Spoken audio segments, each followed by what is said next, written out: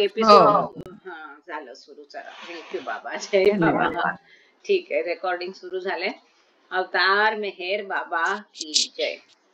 तर चेतनेची उत्क्रांती हे प्रकरण आपण वाचतोय आणि गेल्या वेळेला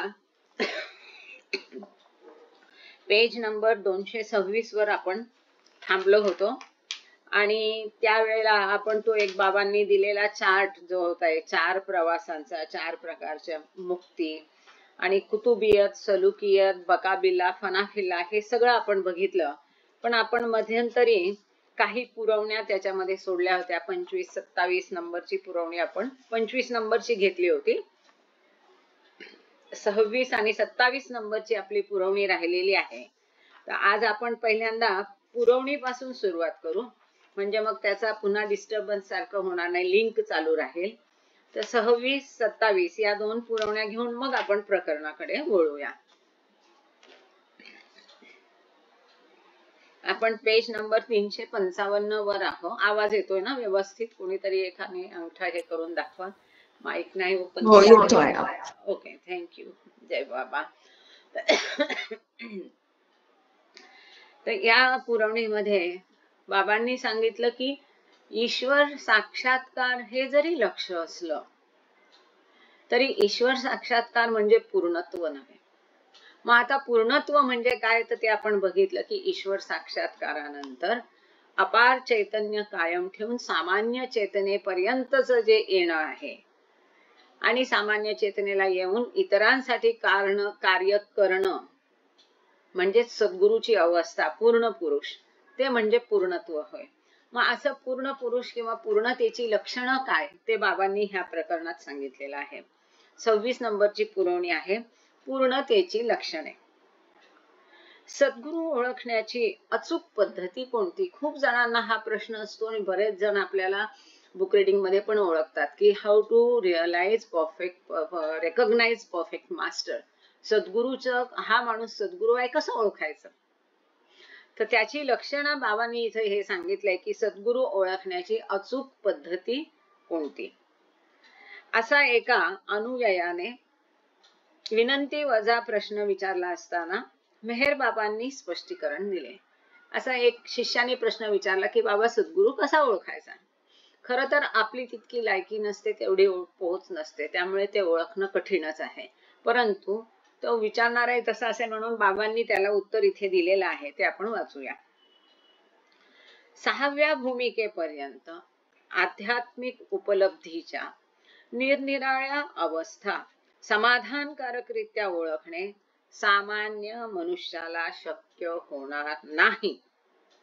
बाबांनी पहिल्यांदा स्पष्ट सांगितले की सामान्य माणूस जो आहे आपल्यासारखा, चारचौघासारखा, ज्याची स्वतःची आध्यात्मिक प्रगती झाली, त्याला काहीतरी ओळखता येईल. तेही प्रत्यक्ष भूमिका त्याला सांगता येणार नाही. जो स्वतः भूमिकेवर आहे त्यालाही सांगता येणार नाही की मी 6व्या भूमिकेवर आहे की 5व्यावर आहे. त्यामुळे सामान्य माणसाला 6व्या भूमिकेपर्यंत जरी एखादा तुमच्या आमच्यात वावरत असेल तरी कुणाला कळणं शक्य नाही. फार तर फार काय होईल, पुढे बाबा सांगतात, तो हे ओळखू शकेल की हे आत्मे प्रगत आहे, परंतु त्यांच्या प्रगतीची सीमा मात्र नाही. आपण म्हणू शकतो अरे दिस इज अ नाईस सोल, याचा हृदय किती छान आहे, किंवा अरे हा खरंच मोठा आत्मा आहे बरं का, इतकंच आपण म्हणू शकतो की हा आत्मा प्रगत आहे, चांगला आहे. इतकं आपण फार फार तर सांगू शकतो की 4 चौघांसारखा नाही, विशेष आहे, एवढं ओळखू शकू. पण नक्की कोणत्या भूमिकेवर आहे हे सांगणं कठीण आहे.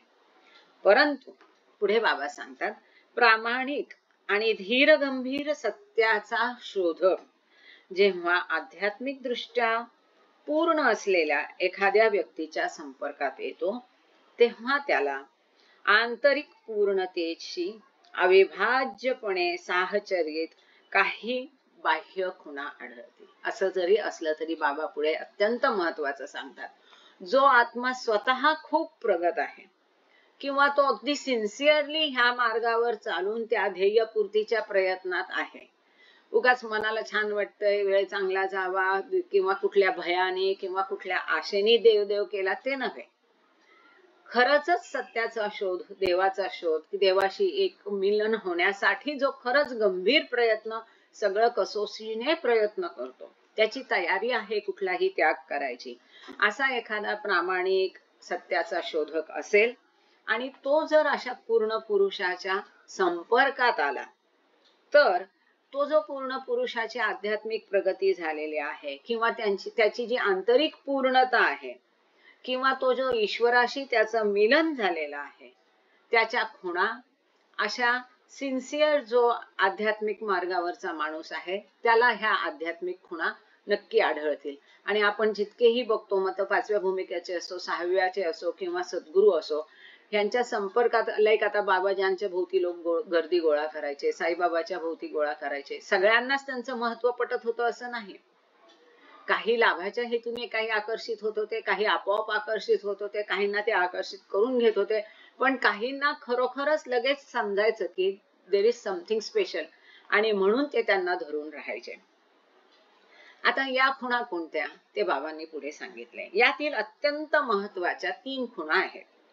प्रथमतः केवळ ईश्वराशी एकरूपता म्हणजे पूर्णता नव्हे, परंतु सर्वातील एकरूपतेचा निरंतर आणि अखंड अनुभव म्हणजे पूर्णता. म्हणजे काय की फक्त ईश्वर साक्षात्कार होणं म्हणजे ईश्वराशी एकरूपता होणं तितकंच सफिशियंट नाही.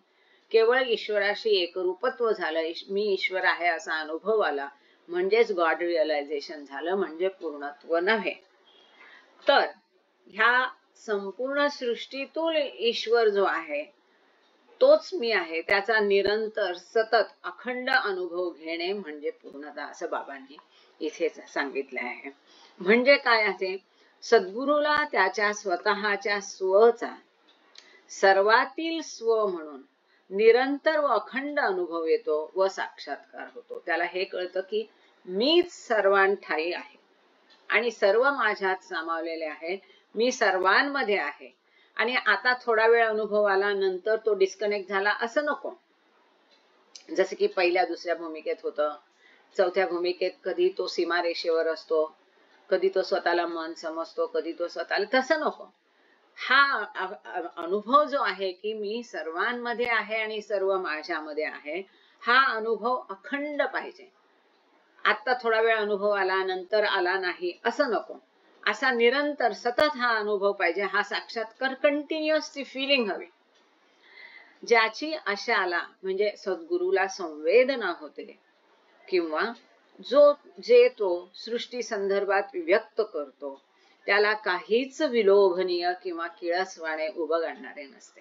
ज्याला असा अनुभव येतो की सर्वांमध्ये मी आहे, मग तो घाणीत पण असेल, गटारात पण असेल, उकिरड्यात पण असेल आणि बागेत पण असेल आणि फुलात पण असेल, पापीमध्ये पण असेल आणि पुण्यवानमध्ये सुद्धा असेल, असा तो अनुभव असेल की त्याला सतत निरंतर सर्वाठाई स्व असल्याचा अनुभव येणं.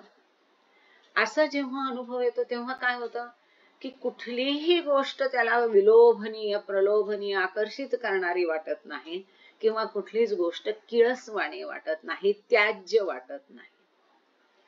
बरे वाईट, पुण्यवान व पापी, सुरूपता व कुरूपता, शहाणपणा व वेडेपणा, आरोग्य व आजार, सर्व त्याच्या अभिव्यक्तीच्या पद्धती आहेत. मग तो पापी असो, पुण्यवान असो, कुरूप असो, स्वरूप असो, एखादा निरोगी असो, एखादा आजारी असो, एखादा वेडा असो, एखादा शहाणा असो, त्याला माहिती आहे हा शहाणा पण मी आहे, वेडा पण मी आहे, निरोगी सुद्धा मी आहे आणि आजारी सुद्धा मीच आहे. ह्या माझ्याच सगळ्या अभिव्यक्त होण्याच्या, प्रगट होण्याच्या पद्धती आहेत. जेव्हा सशरीर पूर्णता कोणत्याही जिवंत प्राण्यावर प्रेम करते, त्याला गुंजारते आणि भरवते, तेव्हा तिला संवेदना होते व ती आनंद उपभोगते, जणू ती स्वतःच्या स्ववर प्रेम करत होती, त्याला गुंजारत होती आणि भरवीत होती. या अवस्थेत अन्यपणाचा मागमूसही शिल्लक राहत नाही. कुणी एखाद्या कुत्र्यावर प्रेम करतोय, कुणी एखाद्या मांजरावर प्रेम करतो किंवा एखादी माता आपल्या अपत्याला भरवते, तेव्हा तिथे दुसरेपणा राहत नाही. त्याला त्या प्राण्याला गुंजारताना, त्याच्यावर प्रेम करताना, त्याला भरवताना, त्याला खिलवताना त्याला वेगळेपणा जाणवत नाही. हे कुणी वेगळं आहे असं वाटत नाही. ते आपलंपणाचा जो जाणीव असतो, हा वननेसची जी भावना आहे, एकत्वाची भावना आहे, ती तिथे पक्की असते. तो आणि मी वेगळा नाही, मी आणि तो एकच आहे, आम्ही हे सर्व म्हणजे मीच आहे, माझीच ती रूप आहेत, अशी ती भावना असते. हे पहिलं लक्षण.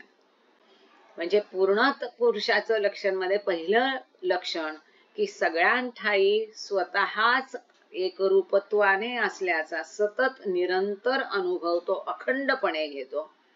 त्याला कुठलंही विलोभनीय वाटत नाही, आकर्षित करत नाही, कुठलंही किळसवानं वाटत नाही.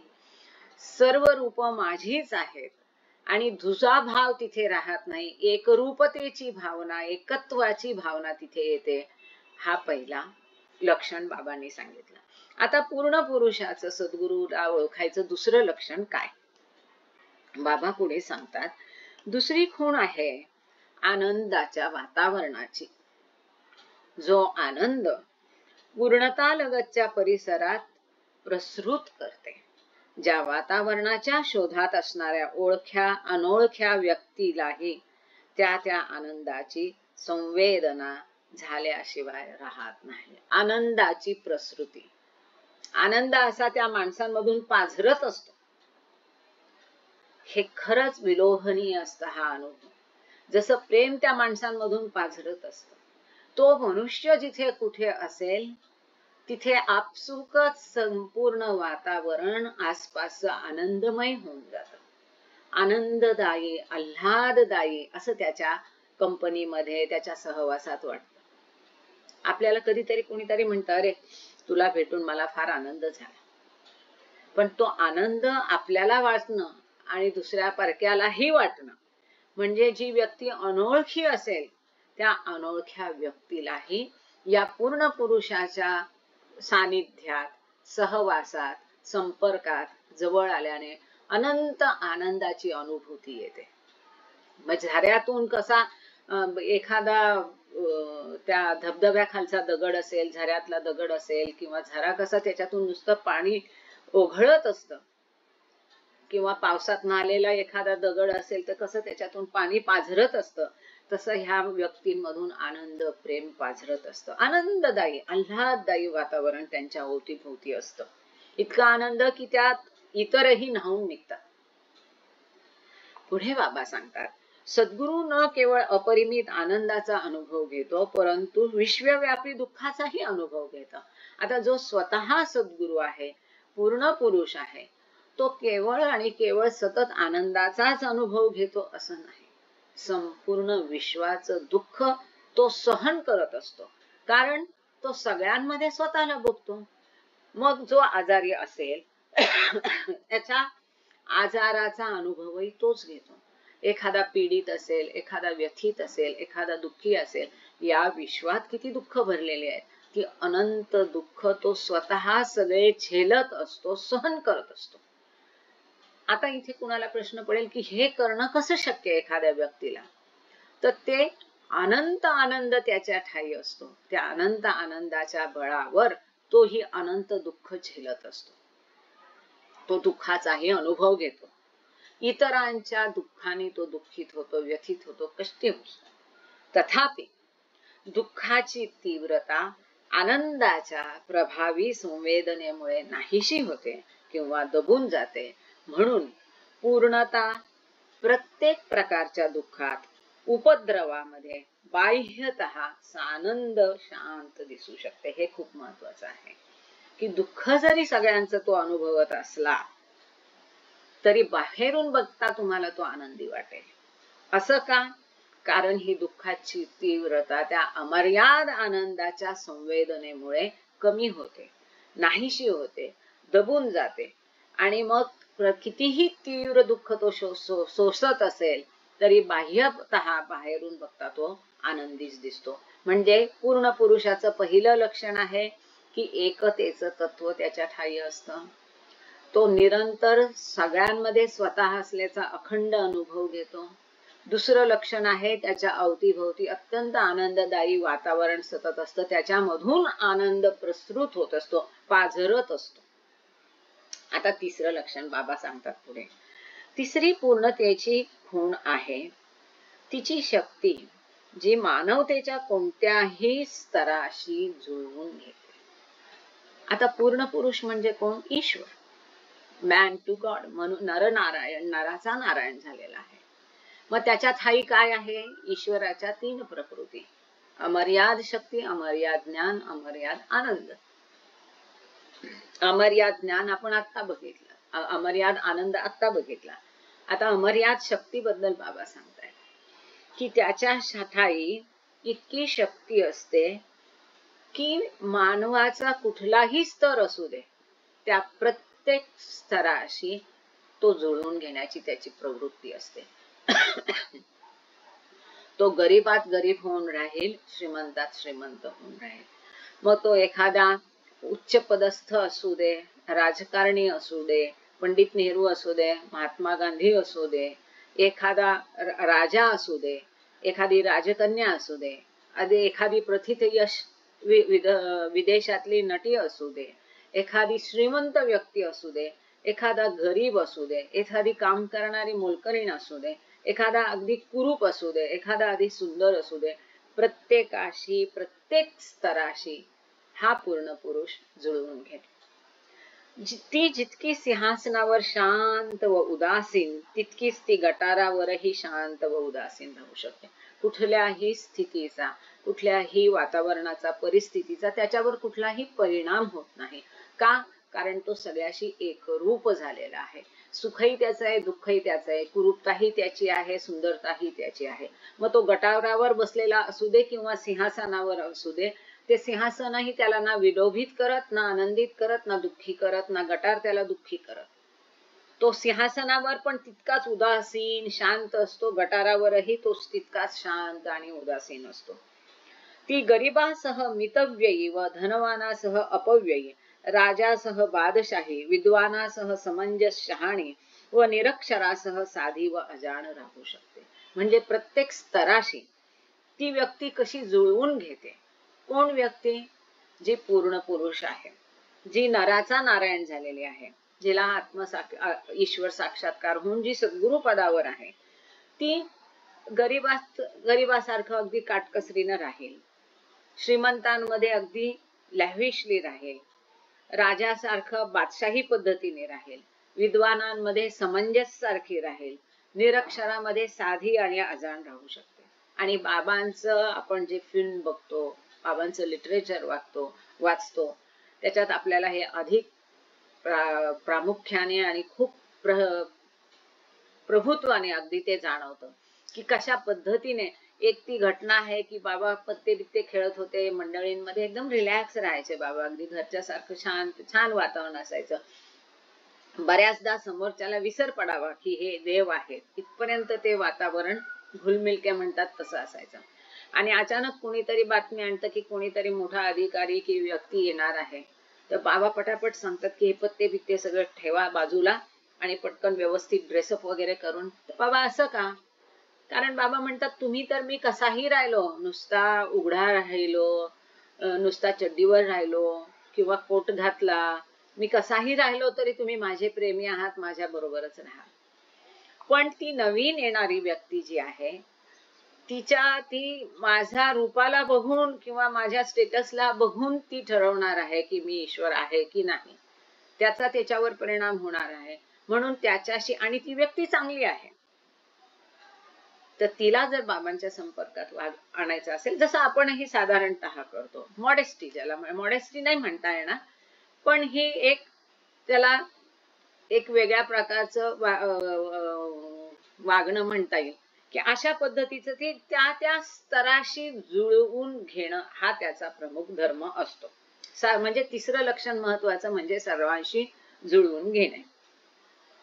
जसा विद्वान शिक्षक नवशिक्या व पदवीधर विद्यार्थ्यांना इंग्रजी वेगवेगळ्या पद्धतीने शिकवतो, तसेच सद्गुरू देखील ज्यांच्या आध्यात्मिक दृष्ट्या उत्थान करायचे आहे त्यांच्या स्तराशी जुळवून घेतो. हे अत्यंत महत्वाचं. केवळ व्यावहारिक दृष्ट्या सगळ्यांशी तो जुळवून घेतो असं नव्हे, तर जे त्याच्या मार्गदर्शन मध्ये जे आता आध्यात्मिक पथावर वाटचाल करत आहे, आध्यात्मिक मार्गावर ज्यांचं मार्गक्रमण करायचं त्यांनी ठरवलेलं असतं. त्याला माहिती असतं की कोणाची कुठपर्यंत तयारी झाली आहे, कुणाला मदतीचा हात द्यायचा, कुणाला भूमिकेतून पुढे ढकलायचं, कुणाला आत्मसाक्षात्कार द्यायचा, कुणाला ईश्वर साक्षात्कार द्यायचा, हे सगळं त्याला माहित असतं.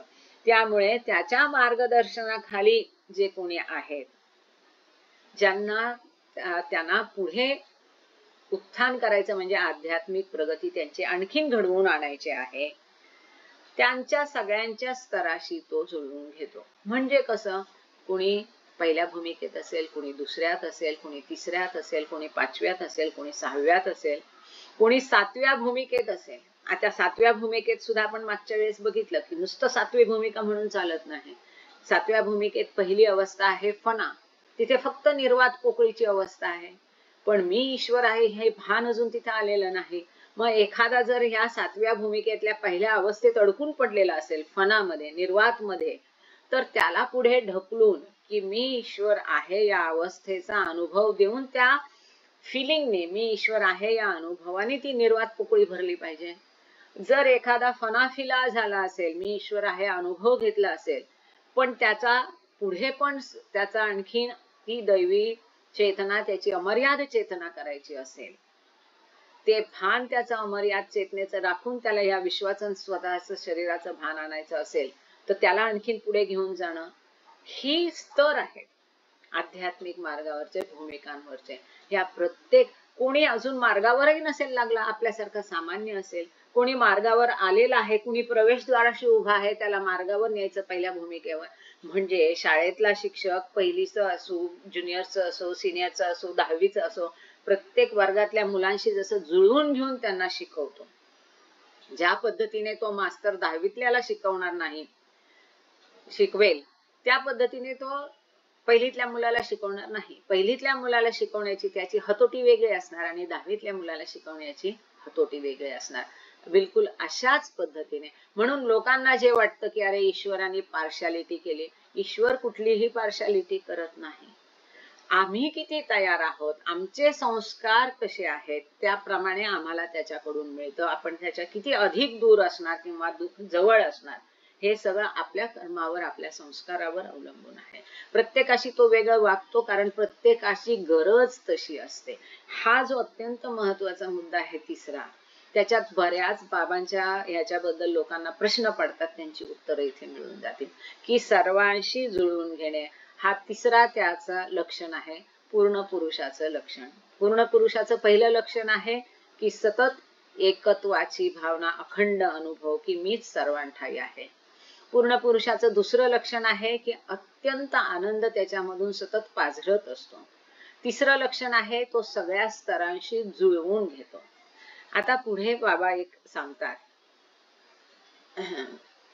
एकदा गौस अली शाह कलंदर यांनी आध्यात्मिक पूर्णतेवर फकिरी प्रवचन देताना म्हटले होते. आता गौस अली शाह कलंदर हे तिकडचे एक पूर्ण पुरुष आहे, हेही सद्गुरू आहेत, पूर्ण पुरुष आहे, नराचा नारायण झालेला आहे.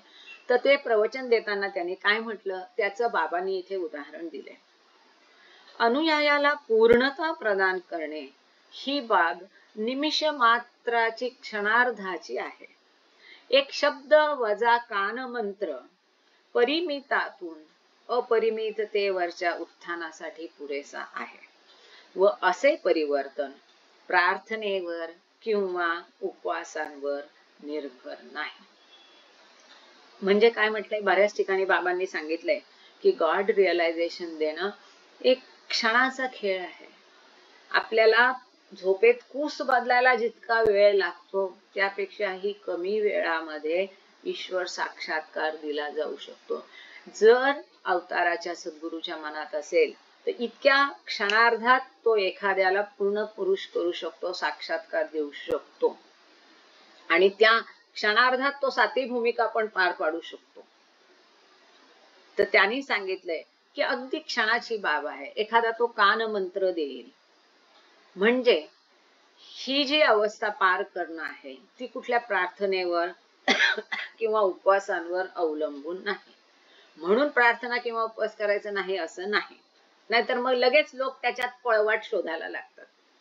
आपल्याला आपण अजून प्राथमिक अवस्थेत आहे तोपर्यंत त्याची गरज आहे.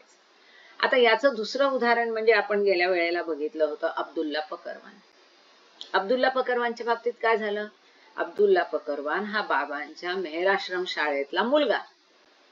बाबांनी लेक्चर देत असताना लेक्चरच्या शेवटी एकदम त्याच्याकडे बघितलं आणि त्याच्याकडे बघून बाबांनी सांगितलं की तुझ्या मनात कुठलाही संदेह ठेवू नको, पूर्ण विश्वास तू माझ्यावर ठेव, मी तुझं सोनं करेल.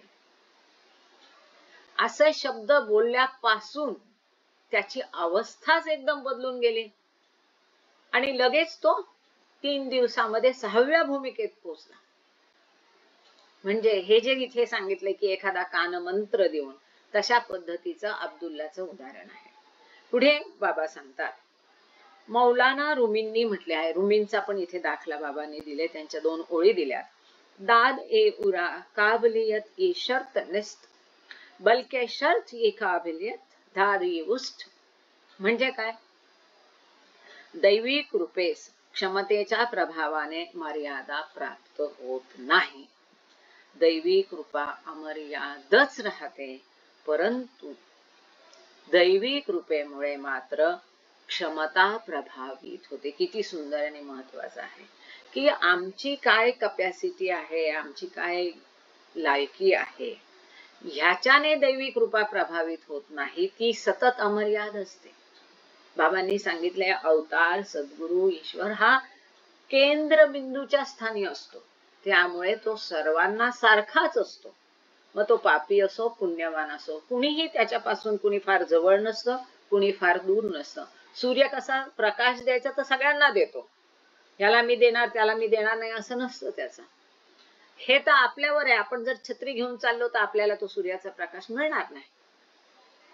त्याच पद्धतीने दैवी कृपा ही एखाद्याच्या क्षमतेवर अवलंबून नाही, ती अमर्यादच आहे कायम.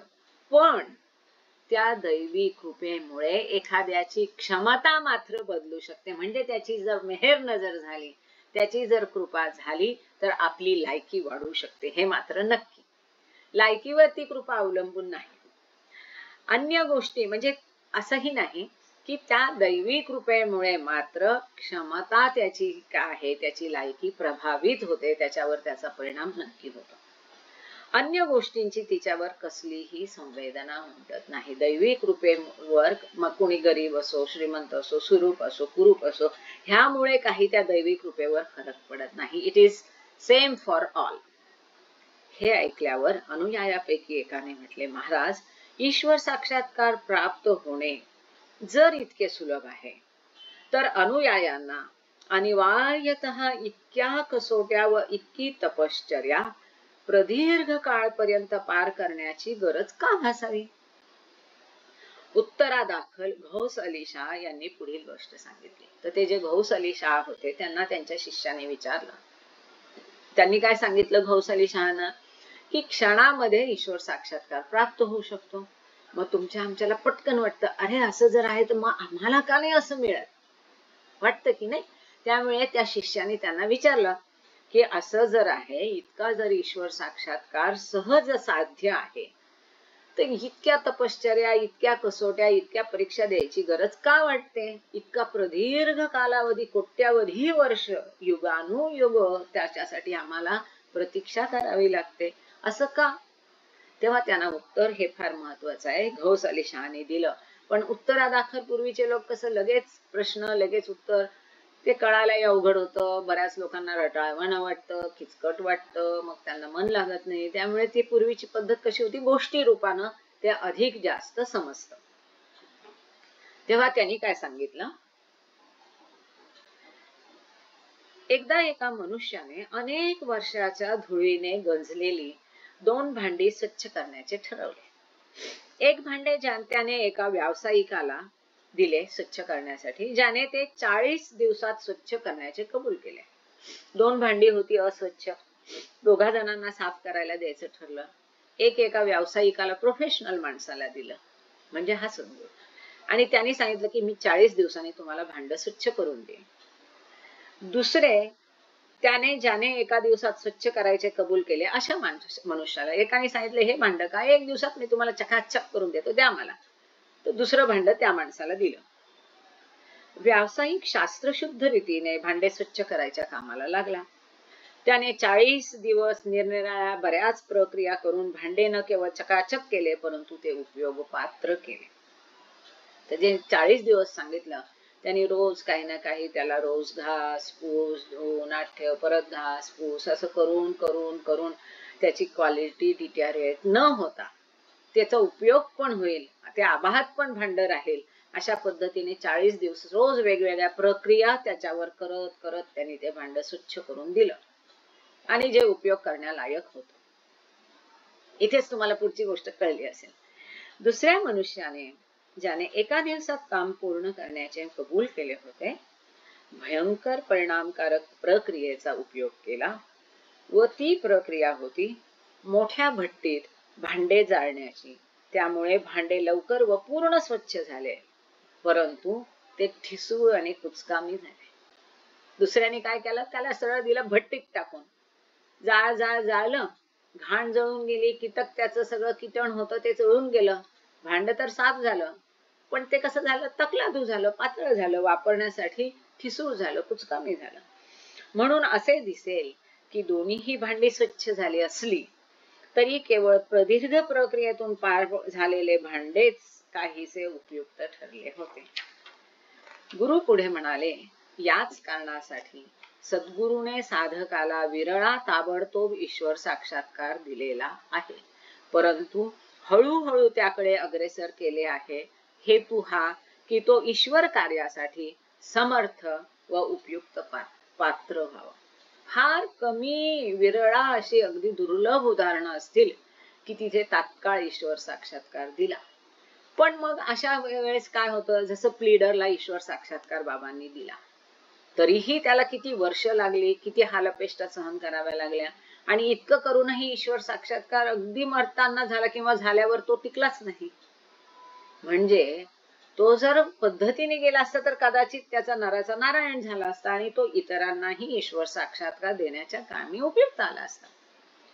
पण त्याला तात्काळ मिळाल्यामुळे काय झालं की ईश्वर साक्षात्कारानंतर, जसं आता आपण अब्दुल्ला बकरवांचं बघतो, 6व्या भूमिकेत गेला, पण त्याचं शरीर टिकत होतं का तिथे? नव्हतं. शेवटी बाबांना त्याला बाहेरचे उपचार करून सामान्य चेतनेत आणावं लागलं, कारण त्यांच्यावर ऍज ए गार्डियन त्या मुलाची जबाबदारी होती. म्हणून ईश्वर साक्षात्कार आणि देताना काय होतं, मूळ अट काय ईश्वर साक्षात्काराची, सगळे संस्कार नष्ट झाले पाहिजे. आणि जे अत्यंत किचकट काम असतं, इव्हन मंडळींच्या बाबतीत बाबांनी स्वतः हे सांगितलंय की मंडळींचे सगळे संस्कार नष्ट करणं, भौतिक संस्कार, आध्यात्मिक नव्हे. आपल्याला हे नेहमी लक्षात घ्यायला पाहिजे की आध्यात्मिक संस्कार वेगळे, ते कधी नष्ट होत नाही, झाले नाही पाहिजे, वाढले पाहिजे. भौतिक संस्कार हे नष्ट झाले पाहिजे. पण बाबा सांगतात की मंडळींचे भौतिक संस्कार नष्ट करण्यासाठी त्या सद्गुरू, मग त्या मंडळ सद्गुरूचंही असतं, अवताराचंही असतं, त्या सद्गुरू किंवा अवताराला इतकं सफरिंग आणि यातना सहन कराव्या लागतात आणि ते काम इतकं किचकट असतं की त्यापेक्षा संपूर्ण सृष्टीला एक आध्यात्मिक धक्का देऊन पुढे नेणं सुद्धा सोपं काम आहे. म्हणजे बघा, मग एखाद्या व्यक्तीला सगळे त्याचे पूर्व संस्कार, किती जणांशी त्याचे संस्कार युगानुयुगाचे, किती वेगवेगळ्या व्यक्तींशी, वेगवेगळ्या जीवांशी त्याचे संस्कारांची बंधनं वेगवेगळ्या पद्धतीने आलेले असतील. कुणाला हस्तांदोलन केलं तरी ते पण संस्कार निर्माण करतं, कुणाबद्दल विचार करणं, बोलणं, कुणाशी हे करणं, किती विविध अनेक अनंत प्रकारचे संस्कार आपण गोळा करत असतो.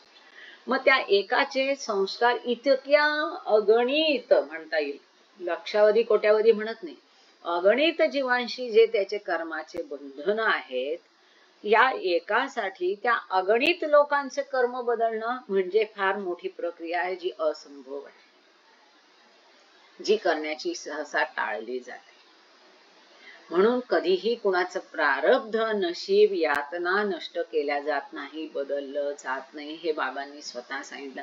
फार फार ते त्या हाल अपेष्टातून तुम्ही सहज बाहेर कसे याल, ते दुःख तुम्हाला सहज कसं सहन करता येईल, ते तुमच्यासाठी हलकं कसं करता येईल, इतकी मदत ते करते. पण जे प्रारब्ध आहे, जे काही लिहिलेलं आहे, ते कधी कुणी बदलत नाही. कारण त्या एकाचं बदलायचं तर इतक्या जणांचे कर्माचे सगळे ते संस्कार बदलावे लागतात. म्हणून अशा पद्धतीने ते कधी बदललं जात नाही. हे दुसरीकडे कुठेतरी बाबांच्या लिटरेचर मध्ये अगदी व्यवस्थित आलेलं आहे. मला आता पुस्तकाचा संदर्भ नाव आठवणार नाही, पण हे बाबांच्या ह्याच्यातलंच आहे. म्हणजे काय, इथे भांड्याच्या उदाहरणात त्याने दाखवलं की जर एकदम त्याला साक्षात्कार दिला तर तो इतरांच्या उपयोगाचा राहण्याची शक्यता कमी असते. पण जर त्याला हळूहळू प्रक्रियेद्वारा जशा स्टेजेस आहेत, त्याच्या आध्यात्मिक पथावरची सिन्सिअरिटी त्याच्यामध्ये निर्माण करून त्याला पुढे नेणं, मग भूमिकांवरचा त्याचा प्रवास, त्याच्यातल्या त्याच्या हाल अपेष्टा, त्याच्यातला त्याचा संघर्ष, ह्या सगळ्यातून तावून सुलाखून घासून घासून घासून जेव्हा तो होईल, तेव्हा हा सगळा अनुभव तो त्याने अनुभवला तर तो इतरांना गाईड करेल की असा असा अनुभव आहे. तो जर पहिला, दुसरी, तिसरी, चौथीत गेला नाही, पहिलीतनं दहावीत गेला, तो इतरांना तो कसा गाईड करेल की दुसरीत, तिसरीत, चौथीत, पाचवीत, 10वी पर्यंत काय काय होतं ते. त्या सगळ्या प्रक्रियेतून तो स्वतः गेल्याशिवाय इतरांना तो मार्गदर्शन करू शकेल का? नाही. तो अनुभवातून तो इतरांना मार्गदर्शन करू शकेल की दुसऱ्या भूमिकेत असं होतं, तिसऱ्या भूमिकेत असं होतं, इथे हा असा अडलाय तर त्याला अशी मदत करायला पाहिजे. म्हणजे हेतू एकच असतो की ईश्वर कार्यासाठी तो समर्थ व्हावा, उपयुक्त व्हावा, स्वतः नाराचा नारायण झाल्यावर इतरांचीही त्याने त्याच कार्यासाठी मदत करावी. या संदर्भात मेहर बाबा आपल्या अनुयायांना एकदा म्हणाले होते, साक्षात्कार कोणालाही एका क्षणात देता येतो, परंतु तो नंतर केवळ त्याच्या करता होतो, इतरांना त्याचा काही फायदा होत नाही. बाबांचा नेहमी हा भर आहे की तुमचं उद्दिष्ट केवळ ईश्वर साक्षात्कार नसलं पाहिजे, पण पूर्णत्वाचं उद्दिष्ट ठेवायला पाहिजे, जे अंतिम उद्दिष्ट आहे. खरं उद्दिष्ट पूर्ण ईश्वर साक्षात्कार, परंतु ती पूर्णता नाही. तुम्ही केवळ ईश्वर साक्षात्कार घेऊन थांबू नका, पण इतरांनाही तुमचा उपयोग झाला पाहिजे पूर्ण पुरुष होण्यासाठी. तपश्चर्या, स्वसुख निरपेक्षता व हाल अपेष्टांचा कालावधी जो गुरुसह एखादी व्यक्ती घालवते, शक्तीला जन्म देतो व साक्षात्कार प्राप्तीनंतरच्या इतरांच्या आध्यात्मिक जागृतीसाठी साक्षात्काराच्या वापराचा अधिकार देतो. हे किती महत्वाचं आहे, हे फार फार महत्वाचं आहे. Self denial. आता इथे आपण प्रत्यक्ष बाबांचं उदाहरण घेऊ शकतो की उपासनी महाराजांच्या आश्रमामध्ये 7 वर्ष ज्या हाल अपेष्टेत बाबांनी काढले त्याला तुलना नाही. एक उत्तम शिष्य कसा असावा याचा आदर्श त्यांनी जसं काही संपूर्ण जगापुढे घालून दिलेला आहे. तिथं स्वसुख निरपेक्षता, माझ्यासाठी काहीही नाही, सेल्फ डिनायल, तपश्चर्या, मग ती कसली पण कशाही पद्धतीची असेल. अगदी आश्रमाला झाडू लावायचं सुद्धा बाबांनी तिथे काम केलेलं आहे. हा जो हाल अपेष्टांचा कालावधी तो एखादी व्यक्ती गुरु सोबत घालवते, त्या हाल अपेष्टातून अनंत शक्ती जन्माला येते, हे बाबा सांगतायत. आणि मग साक्षात्कार प्राप्तीनंतर इतरांच्या मध्ये जी आध्यात्मिक जागृती करायची आहे, ती जागृती करण्याचा अधिकार ही शक्ती त्याला देते. हा तो साक्षात्काराच्या वापराचा अधिकार आहे. त्याला आत्मसाक्षात्कार झाला, पण तो त्याला ईश्वर साक्षात्कार झाला, पण तो ईश्वर साक्षात्कार इतरांच्या कल्याणासाठी वापरण्याचा अधिकार पण असावा लागतो. तो अधिकार आश्रमामध्ये तो जो स्वतः गुरु सोबत जो हाल अपेष्टा सहन करेल, त्यानंतरच त्याला तो अधिकार मिळतो. आपण मागच्या वेळेस बघितलं की ईश्वर साक्षात्कारानंतर नराचा नारायण होऊन सद्गुरु झालाय, त्याने बकाबिला स्थिती प्राप्त केली, परंतु तिथे ईश्वराच्या त्रिगुणात्मक पैलूंचा तो उपभोग घेतोय, पण इतरांसाठी उपयोग करू शकत नाही, कारण त्याला कुठलंही कर्तव्य दिलेलं नाही, त्याला ड्युटी दिली नाही, म्हणून तो इतरांसाठी त्याचा उपयोग करू शकत नाही. हे मागच्या 2 प्रकरणामागे आपण वाचलेलं तुम्हाला इथे आठवत असेल. आता इथे एक छोटी टिप दिली आहे खाली. साक्षात्कार प्राप्तीनंतर इतरांच्या आध्यात्मिक कल्याणासाठी जे म्हटलंय त्याच्याबद्दल त्यांनी म्हटलंय की परफेक्शन डिस्कोर्सेस 1:115 ते 120 द्वैताच्या क्षेत्र संबंधातील आध्यात्मिक पूर्णता व सापेक्ष पूर्णता यातील फरक समजून घेण्याच्या दृष्टीने त्यांनी सांगितलंय की ह्या द्वैताच्या क्षेत्रातील आध्यात्मिक पूर्णता आणि सापेक्ष पूर्णता म्हणजे ह्या विश्वातली पूर्णता. आपण म्हणतो ना, अरे इतकं करून काय करणार, कितीही केलं तरी तुझ्यापेक्षा कोणीतरी श्रीमंत असणार, तुझ्यापेक्षा कोणीतरी बुद्धिमान असणार. कारण पूर्णत्व हे कधीही ह्या युगामध्ये कुठल्याही पद्धतीने भौतिकरित्या कुणी म्हणू शकत नाही की मी पूर्ण आहे, कारण ते सापेक्ष पूर्णत्व असतं. कुणी ग्रॅज्युएट झाला असेल तर तुमच्या पोस्ट ग्रॅज्युएशनचं महत्व आहे, कुणी पोस्ट ग्रॅज्युएट झाला म्हणून तुमच्या डॉक्टरेटचं महत्व आहे. म्हणजे दुसऱ्याच्या यशावर किंवा अपयशावर तुमचं यश किंवा अपयश अवलंबून असतं. तसं निखळ पूर्णत्वामध्ये नसतं. जे आध्यात्मिक मार्गात असतं ते निखळ केवळ पूर्णत्व असतं. तर इथे त्यांनी ते परफेक्शन डिस्कोर्सेस म्हणून सिरीज आहे ती पण बघायला सांगितलेली आहे. आता पुढचं आपण पान नंबर 358 वर आहोत आणि पुढची पुरवणी आहे 27 नंबरची. तिचं नाव आहे हाल व मुकाम. इथे एक अर्धा सेकंदाचा ब्रेक यासाठी की हे जे पूर्ण पुरुषाचे लक्षण आहे अगदी सोप्या साध्या सुंदर भाषेत बाबांनी ते सांगितले आहे. याच्याबद्दल कुणाला काही बोलायचं असेल, काही विचारायचं असेल तर तुम्ही विचारा. तेवढा 2 मिनिटं मलाही उसंत मिळेल. कुणाला विचारायचंय काही? नाहीतर मग पाणी पिऊन पुढे जाऊया. पूर्ण पुरुष जय बाबा, पूर्ण पुरुष सत्पुरुषाच्या बद्दल सांगत आहे की सत्पुरुषच्या वेगळं?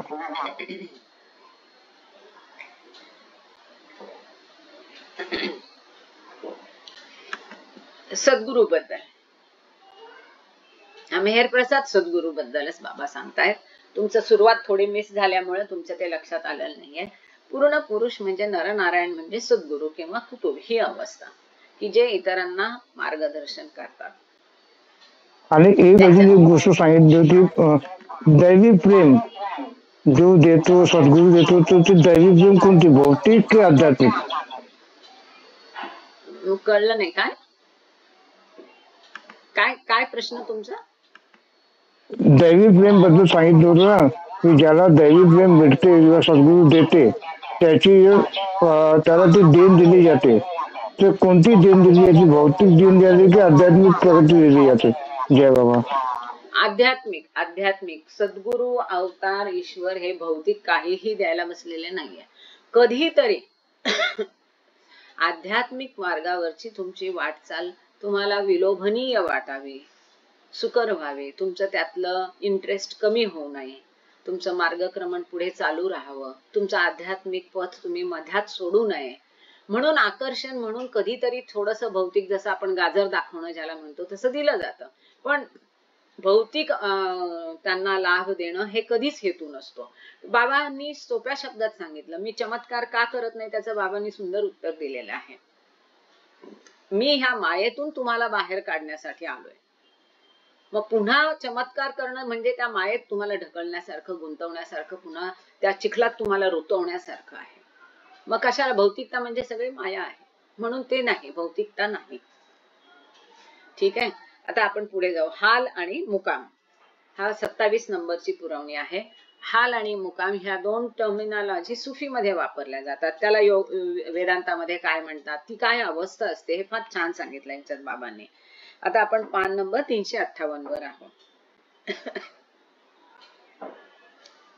सुफी आध्यात्मिक गूढ ज्ञानाच्या दृष्टीने या ठिकाणी हाल म्हणजे अनुभव व मुकाम म्हणजे पायरी किंवा स्थिती यांचा सारांश दिलेला आहे. हे कसं सुफिझमच्या टर्मिनॉलॉजी आहेत. हाल म्हणजे काय, ही एक अनुभव स्थिती आहे आणि मुकाम म्हणजे काय, शेवटचं गंतव्य स्थान, स्टेशन किंवा पायरी आहे, शेवटची स्थिती आहे. काही सुफींचा विश्वास आहे की हाल व मुकाम मध्ये लक्षणीय फरक नाही. जसं मतमतांतर असतात है ना, हा बिलीफ आहे, तो बिलीफ आहे, ह्या धर्माप्रमाणे, ह्या मतांप्रमाणे असं मतमतांतरे असतात. तसं त्या सुफिझम मध्ये सुद्धा काहींचं म्हणणं आहे की हाल आणि मुकाम मध्ये काही फार फरक नाही. त्यांचे प्रतिपादन आहे ते असं म्हणतात, प्रत्येक मुकाम सुरुवातीला हाल असतो व शेवटी मुकामात तो विकसित होतो. ठीक आहे ना. प्रत्येक मुकाम म्हणजे प्रत्येक अंतिम गंतव्यस्थान किंवा शेवटची पायरी ही सुरुवातीला अवस्था असते, एक अनुभव असते. बरोबर आहे. 10व्या पायरीवर जायचं तर सुरुवातीची पायरी ही पायरीच असते आणि 10वी पायरी ही पायरीच असते. तो शेवटी मुकामात जी पहिली पायरी आहे ती शेवटी 10व्या पायरीत विकसित होते. सूक्ष्म आणि मनोभुवनातील सर्व भूमिकांना हे लागू आहे. सूक्ष्म आणि मनोभुवनातील भूमिका म्हणजे सूक्ष्म म्हणजे 1 ते 4, मनोभुवन म्हणजे 5 आणि 6. तिथे हे लागू आहे. तथापि बरेच सुफी मुकामापासून हालला भिन्न मानतात. काही सुफी मात्र म्हणतात हाल भिन्न आहे, मुकाम भिन्न आहे. मुकाम काय आहे? ईश्वर साक्षात्कार. हाल काय आहे? भूमिका किंवा पायऱ्या. सोप्या भाषेत. बसऱ्याचे अब्दुल्ला हारिस मुहासिबी यांचे मतानुसार हाल ईश्वराची देणगी आहे. आता जसं आपण बघितलं की तुम्हाला ईश्वराची देणगी कशी आहे, इथे काय शब्द वापरला होता की दैवी कृपा कशी असते? अमर्याद असते. त्या दैवी कृपेने तुमची क्षमता विकसित होऊ शकते. ती दैवी कृपा एखाद्यावर होणं म्हणजे हाल आहे असं त्यांचं म्हणणं आहे. ती विजेसारखी क्षणभंगूर आहे. एका क्षणासाठी आली, ती पकडून ठेवून त्याच्यावर तुम्ही स्वतःला विकसित केलं तर वाह वाह, काम बनलं.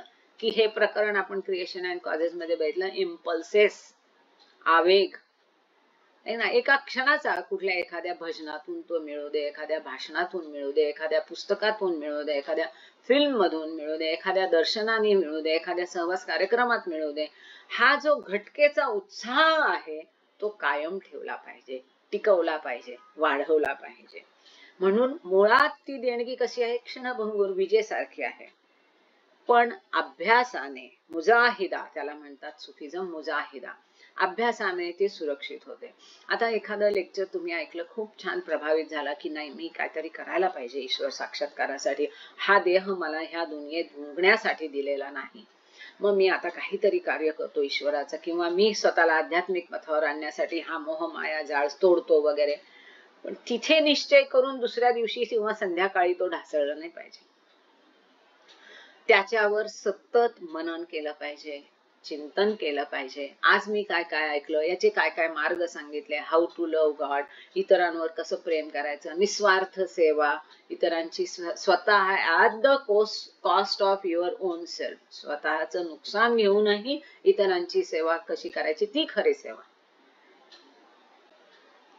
आणि ह्या आध्यात्मिक कार्यामध्ये स्वतःच्या जीवाची बाजी लावून मग त्याचं काही का होईना, हे केलं म्हणून हे होईल, मग नको आता हे करायला, नको तिथे जायला, नको, हे नाही. अशा पद्धतीने पुन्हा त्या अभ्यासाने ती जी क्षणाची ठिणगी पडलेली आहे तिचा जाळ कसा होईल, तो अग्नी प्रदीप्त कसा होईल हे बघितलं पाहिजे. आणि ते कसं होईल ते पुढे आपल्या हातात आहे. ते अभ्यासाने केलं पाहिजे, पराकाष्ठेचे प्रयत्नांनी ते केलं पाहिजे, साध्य केलं पाहिजे. तो उत्साह तिथे मावळला नाही पाहिजे. तो टिकून त्याच्यावर काम करत चिकाटीनं त्याला वाढवलं पाहिजे. पुढे ते सांगतात, मुकाम पश्चातापाची फलनिष्पत्ती व हालच्या सततच्या आच्छादनामुळे ओव्हरशॅडोइंग सुरक्षित होते. म्हणजे पश्चाताप, दग्ध होणं, ह्याचे परिवर्तन काय होतं की का मी या मायेत फसलो, का मी हे असं केलं, का मी ती चूक केली, का मी त्याला वाईट बोललो, का मी त्याला दुखावलं, ह्याची परिणती कशात होते की एक तुम्हाला फलप्राप्ती होते. मुकाम, त्या परिस्थितीला तुम्ही पोहोचला. त्याचप्रमाणे सतत ईश्वराची कृपा बरसणं कोणत्या ना कोणत्या मार्गानं, ही जर सतत कृपा, जर ती अपरिमित जी दैवी देणगी आहे ती जर सतत मिळत राहिली, त्याची कृपा आच्छादित होत राहिली, तर ह्या सततच्या ईश्वरी कृपेने ओव्हरशॅडोइंग मुळे ही मुकामची स्थिती, त्या उद्दिष्टाला पोहोचण्याची स्थिती सुरक्षित होते. तुमचे कष्ट पाहिजेच आणि सोबत त्याची कृपा पाहिजे. अवारिफुल मारिफ या पुस्तकाच्या लेखकाने याप्रमाणे हे विशद केले आहे. हाल ही लपलेली घटना सूचित करते. हाल काय आहे? देणगी आहे, चिंगारी आहे, ती लपलेली आहे. ती सूचित करते, जी वरील जगतावरून यात्रीच्या हृदयावर अवरोहित होते व जिचे जाणे येणे ईश्वरीय आकर्षण त्याला निम्नतन स्तरापासून उच्चतम स्तरावर नेईपर्यंत सुरू असते. हे काय आहे? हाल म्हणजे एक प्रोसेस आहे. ती कशी आहे? लपलेली आहे. ती ईश्वराची देणगी आहे. ती कशी होते? वरच्या जगातून म्हणजे ईश्वराकडून तुमच्या हृदयात मिळते. त्याच्याकडून तुम्हाला ती देणगी मिळते आणि ही त्याची कृपा, हे त्याचं बरसणं हे बऱ्याचदा कंटिन्युअस नसतं, आहे की नाही? आणि मध्येच ते इंटरप्ट झालं की आपल्याला बेचैनी होते की का बाबा आजकाल तुम्ही बोलत नाही माझ्याशी. एक कन्व्हर्सेशन असतं. कुठल्या ना कुठल्या प्रकारे आपल्याला ते स्वतःचा प्रेझेन्स अनुभव करून देतात, त्यांचं प्रेम दाखवून देतात, त्यांची उपस्थिती जाणवून देतात, त्यांच्याशी आपला एक कॉन्टॅक्ट असतो, कन्व्हर्सेशन असतं. आणि कधीतरी मध्येच ते गायब होतं. मग आपल्याला बेचैनी व्हायला लागते. मग आपण विचार करायला लागतो, अरे काय चुकलं म्हणून हे बंद झालं, माझी काय चूक झाली. किंवा जेव्हा त्यांनी एखादी अशी ठिणगी मिळते अचानक अनपेक्षितरित्या, मग ते कुठल्याही स्वरूपात कशी असेल, तेव्हा आपण विचार करतो, वा मी आज काय चांगलं केलं म्हणून बाबा माझ्यावर खुश आहे की नाही? आपण विचार करायला लागतो. तर ही कुठून कृपा बरसते? वरून ईश्वराकडून बरसते. मग ती कंटिन्युअस नसते. अनफॉर्च्युनेटली आपल्यासाठी त्यांची टेस्टिंग चाललेलं असतं. ते विजेसारखी येते जाते असं तिचं येणं जाणं जे असतं ते, हे जे ईश्वराचं आकर्षण असतं त्याप्रमाणे आपल्याला त्याचं ईश्वराचं आकर्षण वाटत राहतं. ते आपण अभ्यासाने वाढवलं पाहिजे. मग अभ्यासामध्ये सगळे प्रकार आले, ते हाऊ टू लव्ह गॉड, पश्चाताप प्रार्थना, सगळं आलं. पण जोपर्यंत हे ईश्वराचं आकर्षण आहे, हे येणे जाणं आहे, ही त्याची कृपा आहे, हा त्याचा प्रेमाचा प्रसाद कसा असतो, येतो जातो, हे त्याचं येणं जाणं खालच्या स्तरापासून उच्च स्तरापर्यंत चालूच असतं. म्हणजे तुम्ही सद्गुरू होईपर्यंत, ईश्वर साक्षात्कारापर्यंत हे चालू असतं. असं नाही की फक्त आपल्यालाच आता असं ते डिस्ट्रप्शन वाटतं.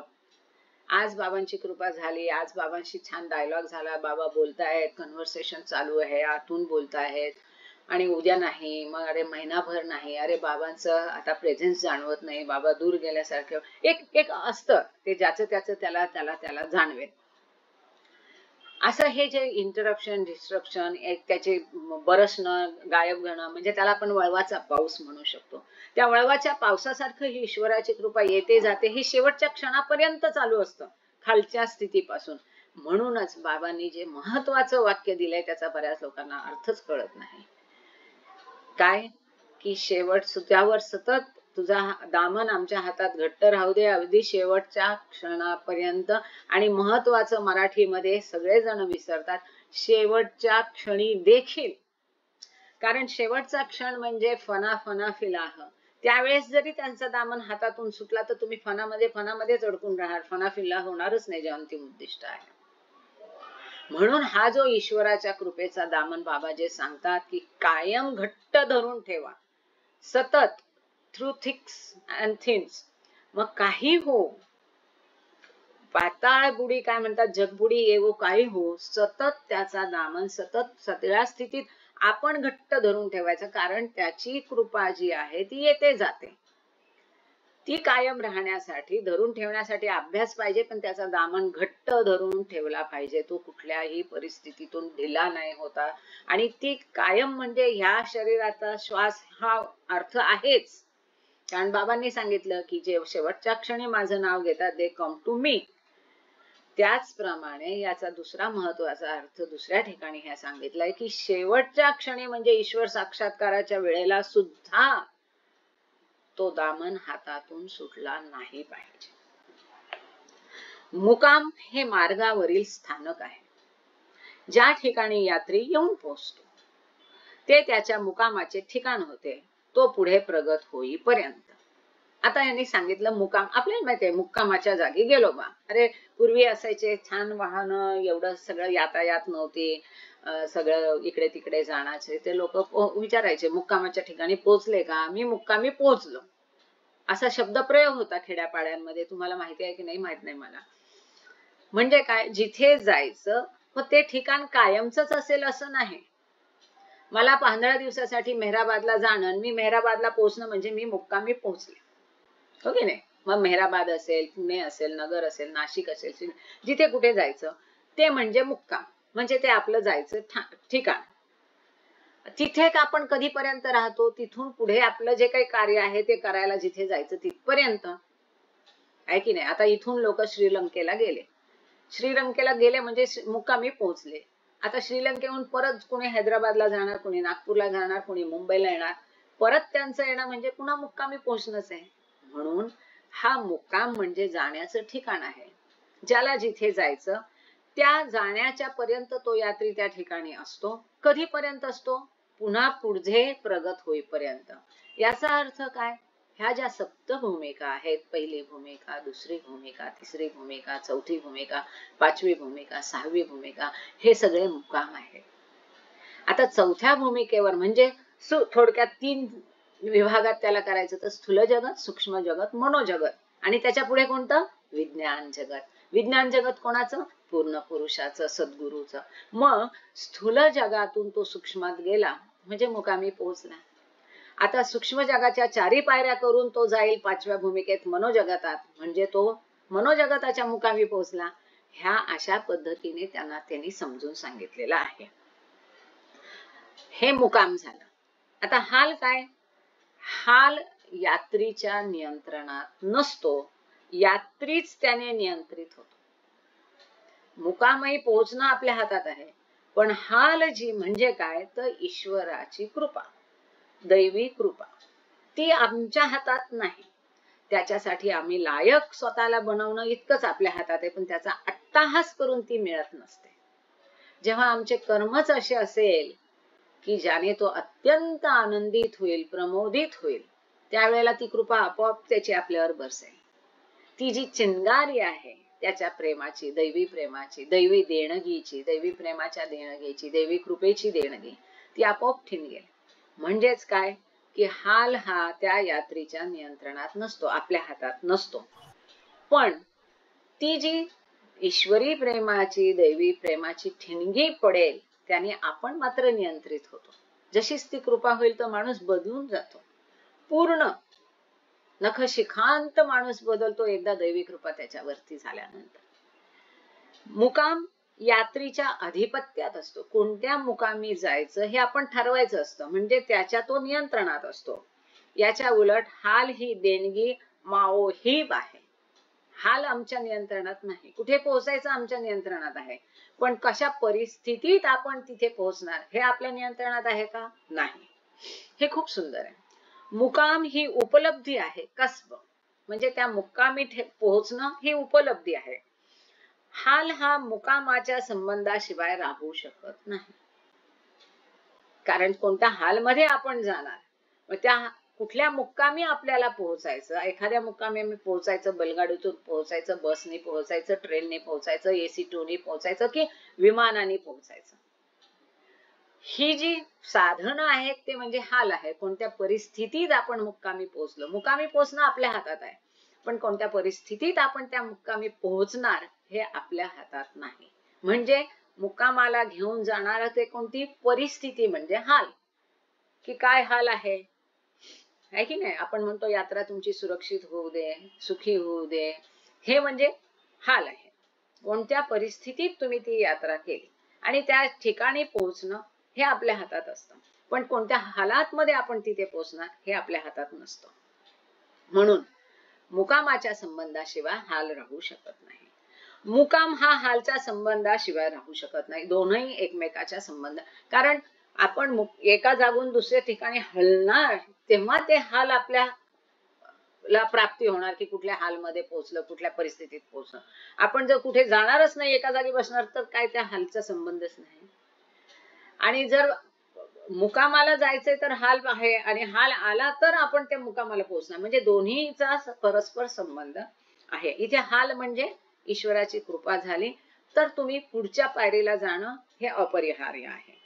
शेख मोहम्मद इब्राहिम खजूर इलाही या नावाने देखील जे प्रसिद्ध आहेत ते ईशा दत्त या पुस्तकात म्हणतात, जेव्हा हाल सुरू असतो तेव्हा तो मुकाम होतो. जेव्हा हाल सुरू असतो तेव्हा तो मुकाम होतो, म्हणजे एखाद्या मुकामी तो पोहोचला. ज्या कोणाला एकदा हाल प्राप्त होतो तो नूतनाभ्यासी नवशिका असतो व जो त्यात स्वतःला उपस्थित ठेवतो तो प्रवीण वाकबगार होतो. हे सगळ्यांसाठी फार महत्वाचं आहे. आता आपल्याला आपण आधीच बघितलं, हाल म्हणजे इथे काय की कोणत्या परिस्थितीत मुक्कामाला पोहोचल्यापेक्षा दैवी कृपा. एकदा दैवी कृपा प्राप्त झाली म्हणजे तो कसा आहे, नवशिका आहे. आपण सगळे समजा नवशिके आहेत. दैवी कृपा प्राप्त झाल्याशिवाय तुम्ही इथे ऐकायला नाही, मी इथे बोलायला नाही, जरी तो ऐकत असला आणि बोलणाराही तोच असला. म्हणजे दैवी कृपा प्राप्त झाल्याशी तो काय होतो, दैवी कृपा प्राप्त झाल्यावर तो नवशिका होतो, नव अभ्यासी होतो. पण ती दैवी कृपा प्राप्त झाल्यावर त्याला लगेच विसरलं, आज ऐकलं, थोडा वेळ ऐकलं, नंतर विसरून गेलं, पुढचं लेक्चर अटेंड नाही केलं, पुढचं पान नाही वाचलं, पहिलेच फक्त पानं वाचले, शेवटपर्यंत आलं नाही, तर त्याचा उपयोग नाही. ती जी दैवी कृपा ठेवली प्राप्त झालेली आहे ती अभ्यासाने वाढवली पाहिजे. म्हणजेच त्या दैवी कृपेमध्ये स्वतःला उपस्थित ठेवलं पाहिजे. ते उपस्थित आपण कसं करणार, त्यांनी सांगितलं मगाशी, अभ्यासाने, सततच्या अभ्यासाने ती दैवी कृपा सुद्धा आपल्याला सतत आच्छादित करत राहते. तो जो उत्साह आहे, क्षणाचा आवेग आहे, तो विरला नाही पाहिजे, त्याला कायम मजबूत करून वाढवला पाहिजे. म्हणजे सततच्या अभ्यासाने ही दैवी कृपा अधिकाधिक आपल्याला आच्छादित करून घेते आणि मग सतत आपण त्याला स्वतःला त्या दैवी कृपेत उपस्थित ठेवलं म्हणजे काय की तसं आपण वागत गेलं तर आपण प्रवीण होणार, वाकबगार होणार. म्हणजे मग आपले मुकाम बदलत जाणार, स्टेजेस बदलत जाणार.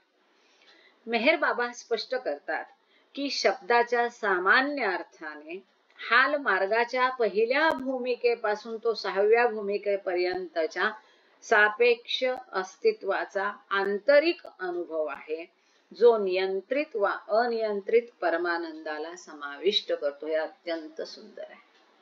म्हणजे बाबांनी काय आतापर्यंत इतरांनी काय सांगितलं, वेगवेगळ्या गुरूंनी, सद्गुरूंनी, सफीच्या मतांतरांनी, ते आपण बघितलं. आता बाबांनी त्यांच्या शब्दात जे सांगितलं ते अत्यंत सुंदर आहे. बाबा काय म्हणतात की पहिल्या भूमिकेपासून 6व्या भूमिकेपर्यंतचा जो काय आपला अनुभव आहे तो अनुभव कसा आहे, सापेक्ष आहे.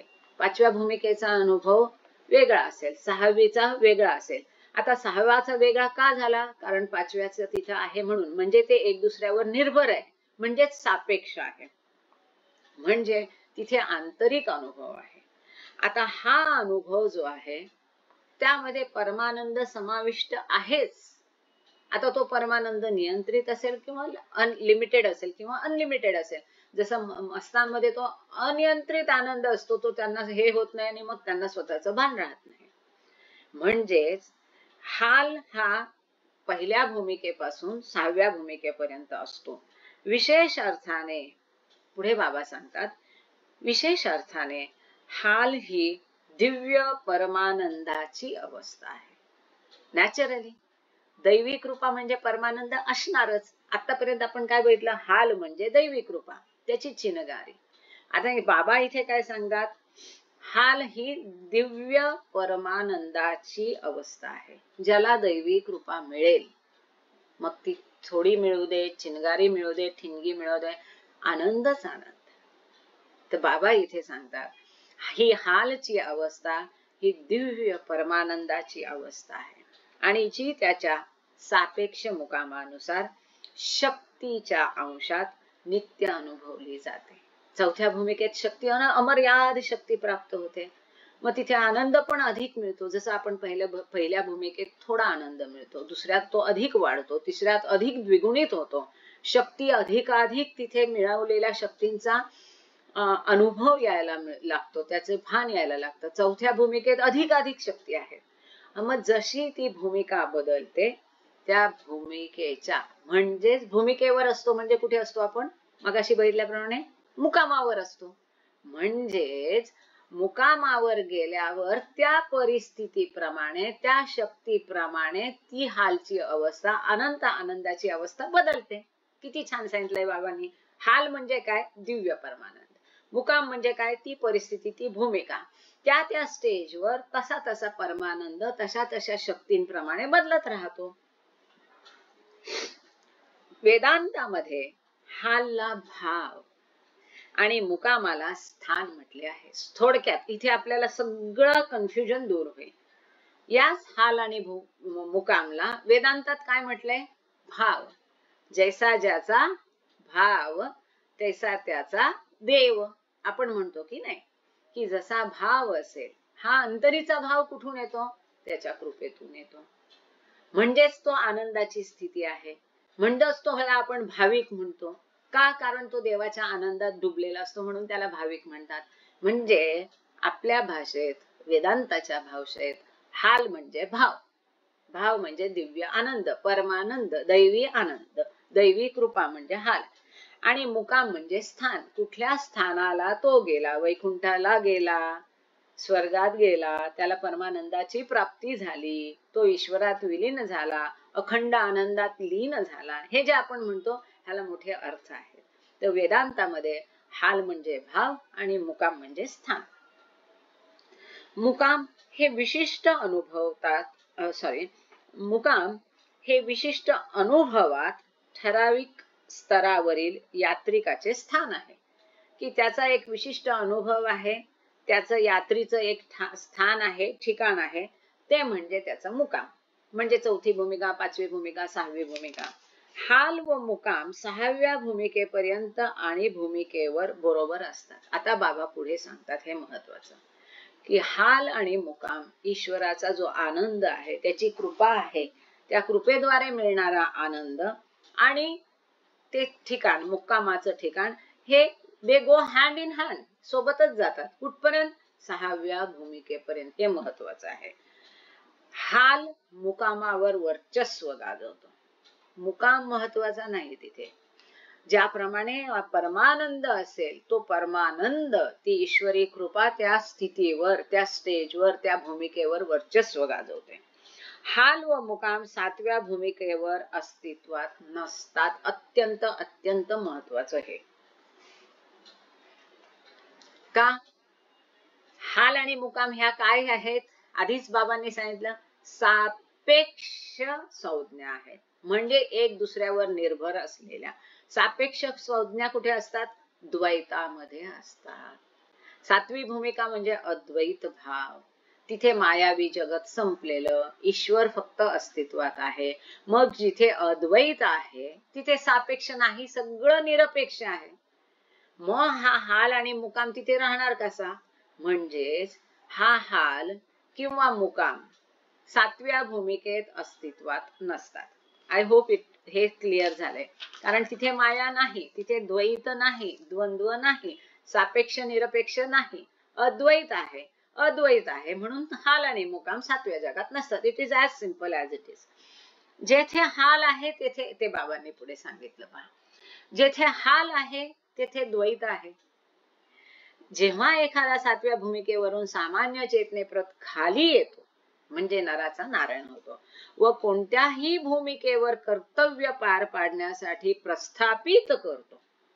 जसं आपण मागे बघितलं की कोणता मोठा चमत्कार जर सद्गुरू किंवा अवताराला करायचा असेल तर ते अवतार किंवा सद्गुरू पदावर राहून तो चमत्कार करत नाही, तर चौथ्या भूमिकेवर स्वतःला आणून तिथे स्थित करून तो करतात.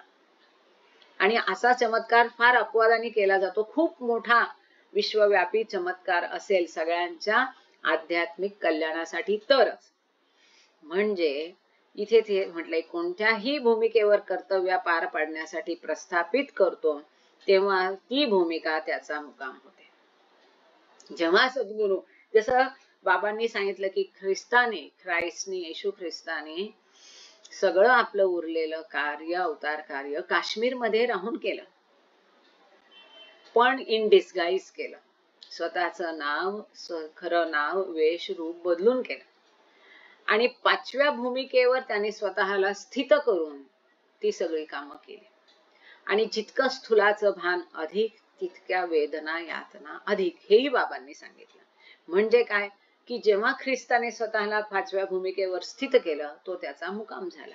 अर्थात अवताराला हे लागू नाही, समजण्यासाठी उदाहरणादाखल हे दिलेलं आहे.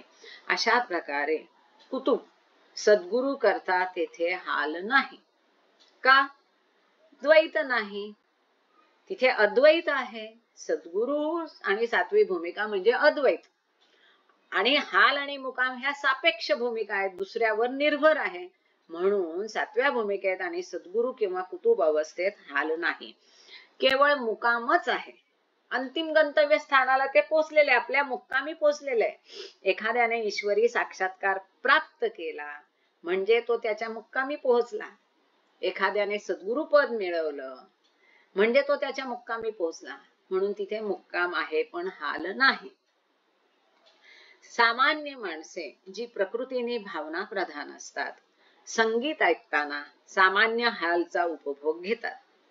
परंतु हा एक मिथ्या हाल आहे व त्याची तुलना मार्गावरील यात्रेच्या आध्यात्मिक हालशी करता कामा नये. आता बाबांनी पुन्हा सांगितलं की हाल म्हणजे काय? एक स्थिती आहे, ती समजण्यासाठी की परमानंदाची स्थिती आहे, आनंदाची स्थिती आहे.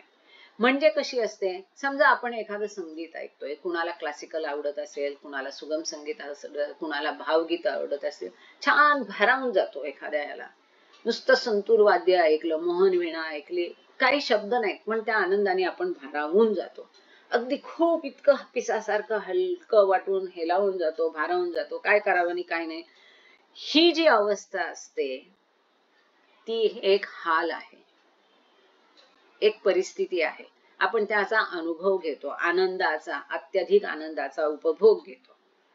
परंतु हा आनंद कसा आहे? मिथ्या आहे.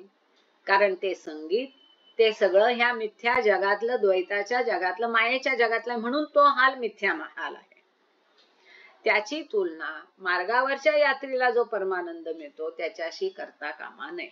इथे 360 पानवर हा जे 2 पुरवण्या होत्या त्या आपल्या पूर्ण झालेल्या आहेत. आता आपण पान नंबर 226 वर परत येतो आणि तिथे एक तरटीप बाबांनी दिली आहे, ती फुटनोट पहिल्यांदा वाचूया आणि मग पुढे जाऊया वेळ असेल तर. आणि कुणाला प्रश्न विचारायचे असतील तर हँड रेज करून ठेवा, म्हणजे त्यावेळेला मला माझा माईक बंद करता येईल. माझा माईक चालू असताना तुम्ही प्रश्न विचारले तर ते रेकॉर्डिंग मध्ये येत नाही. आधी आपण तरटीप वाचूया. पेज नंबर 226 वर आहे ही. ते तरटीप 225 पानावरची पुढे आलेली आहे. 225 पानावरती इथे त्यांनी सांगितलं होतं, मेहर बाबांच्या शब्दात, पूर्णता ही ईश्वराची ईश्वर म्हणून नाही, ना ती मनुष्याची मनुष्य म्हणून परिमित प्राणी. ज्याला आपल्या परिमिततेची जाणीव आहे निश्चितच पूर्णतेपेक्षा कमी आहे, परंतु जेव्हा त्याला अनंताशी आपण एक असल्याची जाणीव येते तेव्हा ती पूर्ण होतो. याप्रमाणे आत्म्याला पूर्णता प्राप्त होते. बाबा इथे सांगतात ईश्वराची ईश्वर म्हणून पूर्णता नाही. का? तिथे ईश्वराची पूर्णता जर म्हटलं, पूर्णतेच्या विरुद्ध काय? अपूर्ण. पूर्ण अपूर्ण म्हणजे काय आलं? द्वंद्व म्हणजे द्वैत. पण ईश्वर तर अद्वैत आहे, म्हणून ईश्वराची ईश्वर म्हणून पूर्णता नाही. समजलं? फार सुंदर सांगितलं बाबांनी. माणसाचा एक माणूस जो मर्यादित प्राणी आहे, त्याला आपल्या मर्यादिततेची जाणीव आहे, तो निश्चितच पूर्णतेपेक्षा कमी आहे. पण जेव्हा त्या माणसाला जाणीव होते की मी अनंताशी एकरूप झालोय, त्या एकरूपत्वाची जेव्हा त्याला जाणीव होते तेव्हा तो पूर्ण होतो. मग तिथं ईश्वर म्हणून पूर्णत्व नाही, पण तो नराचा नारायण झाला म्हणजे तो पूर्ण झाला, अनंताशी एकरूप झाला. तेव्हा तो मर्यादित माणूस अमर्यादाशी एकरूप होतो, तेव्हा पूर्णत्व येतं. ईश्वराचं स्वतः निखळ ईश्वर म्हणून असं काही पूर्णत्व अपूर्णत्व नसतं, कारण तो अद्वैत आहे. पण जो माणूस आहे तो मर्यादित आहे. आता हा मर्यादित माणूस जेव्हा अमर्यादाशी एकरूप होतो, नराचा नारायण होतो, तेव्हा मर्यादितता जाऊन अमर्यादित्व येतं, अपूर्णता जाऊन पूर्णत्व येतं. तेव्हाची ही पूर्णता आहे. I hope it is understanding. याप्रमाणे आपल्याला पूर्णता प्राप्त होते. जेव्हा परिमितता तिची मर्यादा पार करते, म्हणजे मर्यादा संपली, म्हणजे जे अमर्याद झालं व अनंताचा अनुभव घेते, किंवा जेव्हा अपरिमितता स्वतःचा गृहीत वेगळेपणा टाकून मनुष्य होते, म्हणजे काय, ईश्वराचा अवतार झाला. अपरिमितता म्हणजे अमर्यादित्व, स्वतःचा गृहीत वेगळेपणा टाकून मनुष्य होते. दोन्हीही बाबतीत, म्हणजे नराचा नारायण होऊ दे किंवा नारायणाचा नर होऊ दे, man to God, God to man. Man to God म्हणजे कोण, सद्गुरु, पूर्ण पुरुष, परफेक्ट मास्टर, कुतू. आणि गॉड टू मॅन म्हणजे कोण, अवतार. या दोन्हीही बाबतीत परिमित आणि अपरिमित एकमेकाचे बाहेर असत नाही. म्हणजे काय, अमर्याद आणि मर्याद तिथे सगळं एक होतं, तिथे वेगळेपण राहत नाही, कारण तिथे द्वैत असत नाही. जेव्हा तेथे परिमित आणि अपरिमिताचे सुखद आणि सचेत मिलन होते, तेव्हा आपल्याला पूर्णता प्राप्त होते. आज जे आपण सुरू केलंय प्रकरण, पूर्णता म्हणजे काय, की जिथे मर्यादितता राहत नाही, अमर्यादितता राहत नाही, ते दोन्ही एकरूप होतात, एकमेकात विलीन होऊन जातात. अमर्यादामध्ये मर्यादितत्व आहेच, ते त्याला सामावून घेत, त्या दोन्हीचं मिलन होतं, तेव्हा पूर्णता प्राप्त होते. आय होप हे समजलंय.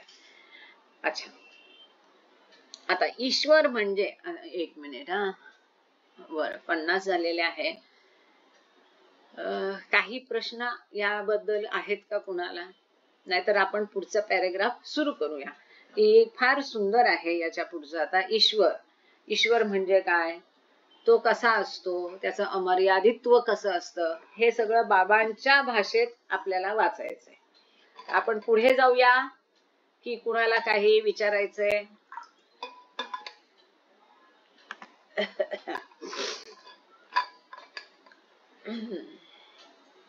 कारण आपण नेहमी 45 नंतर प्रश्नोत्तराला वेळ देतो आणि 50 झाले आहे, 10 मिनिट उरले आहे.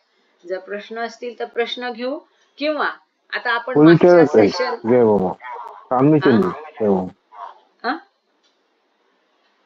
मी सुनने, मी ऐकू नाही शकले तुम्हाला. आपण मागच्या, माईक बंद आहे, सॉरी, ठीक आहे. आपण मागच्या लेक्चर पासून काय सुरू केलंय, की आपण प्रार्थना आरती झाल्यावर ज्यांना कुणाला प्रश्न असतील ते डिस्कस, म्हणजे हे आपण मला वाटतं द बॉईज मध्ये केलं की creation the path of love मध्ये, गेल्या लेक्चरला आपण असं केलं बहुतेक. द पाथ ऑफ लव्ह मध्ये नवीन गृहस्थ जॉईन झाले होते आणि त्यांनी विनंती केली, तर नंतर मग अर्थात 4-5च लोक होते शेवटी, बट दे एन्जॉय. आता कसं लिंक मी घेतली त्यामुळे माझ्यावर तसं बंधन नाहीये, त्यामुळे आपण पाहिजे तर इथून पुढे असं करू की आपलं हे पूर्ण संपत जाऊ 7 पर्यंत, आणि मग ज्यांना काही प्रश्न विचारायचे मोकळे मनाने, ज्यांना वेळ आहे, ज्यांना वेळ नाहीये ते मग मीटिंग सोडू शकतात, ज्यांना ऐकायचंय ते राहू शकतात. तर मग 7च्या आरती नंतर काही प्रश्न असतील तर मग आपण डिस्कशनचा वेगळा भाग घेत जाऊ. चालेल, तर मी पुढे वाचन सुरू ठेवते, 1-2 मिनिटं. हा,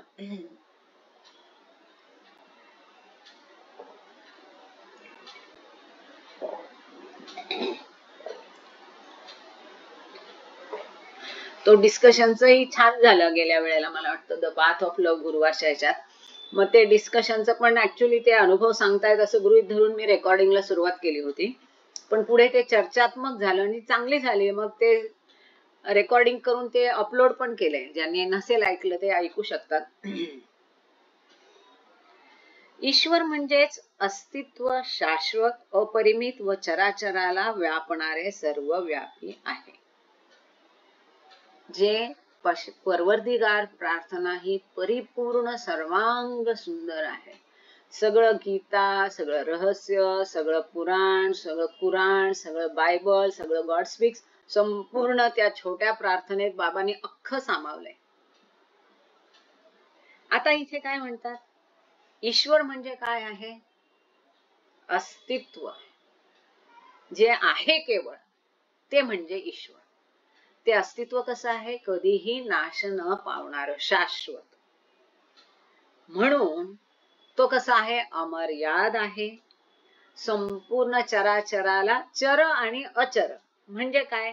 की जे चालणारे आहेत, हलणारे डुलणारे, ज्याला सजीव म्हटलंय शास्त्राच्या भाषेत, आणि अचर म्हणजे न चालणारे, म्हणजे ज्याला शास्त्राच्या भाषेत निर्जीव म्हटलंय, म्हणजे दगड आणि धातू.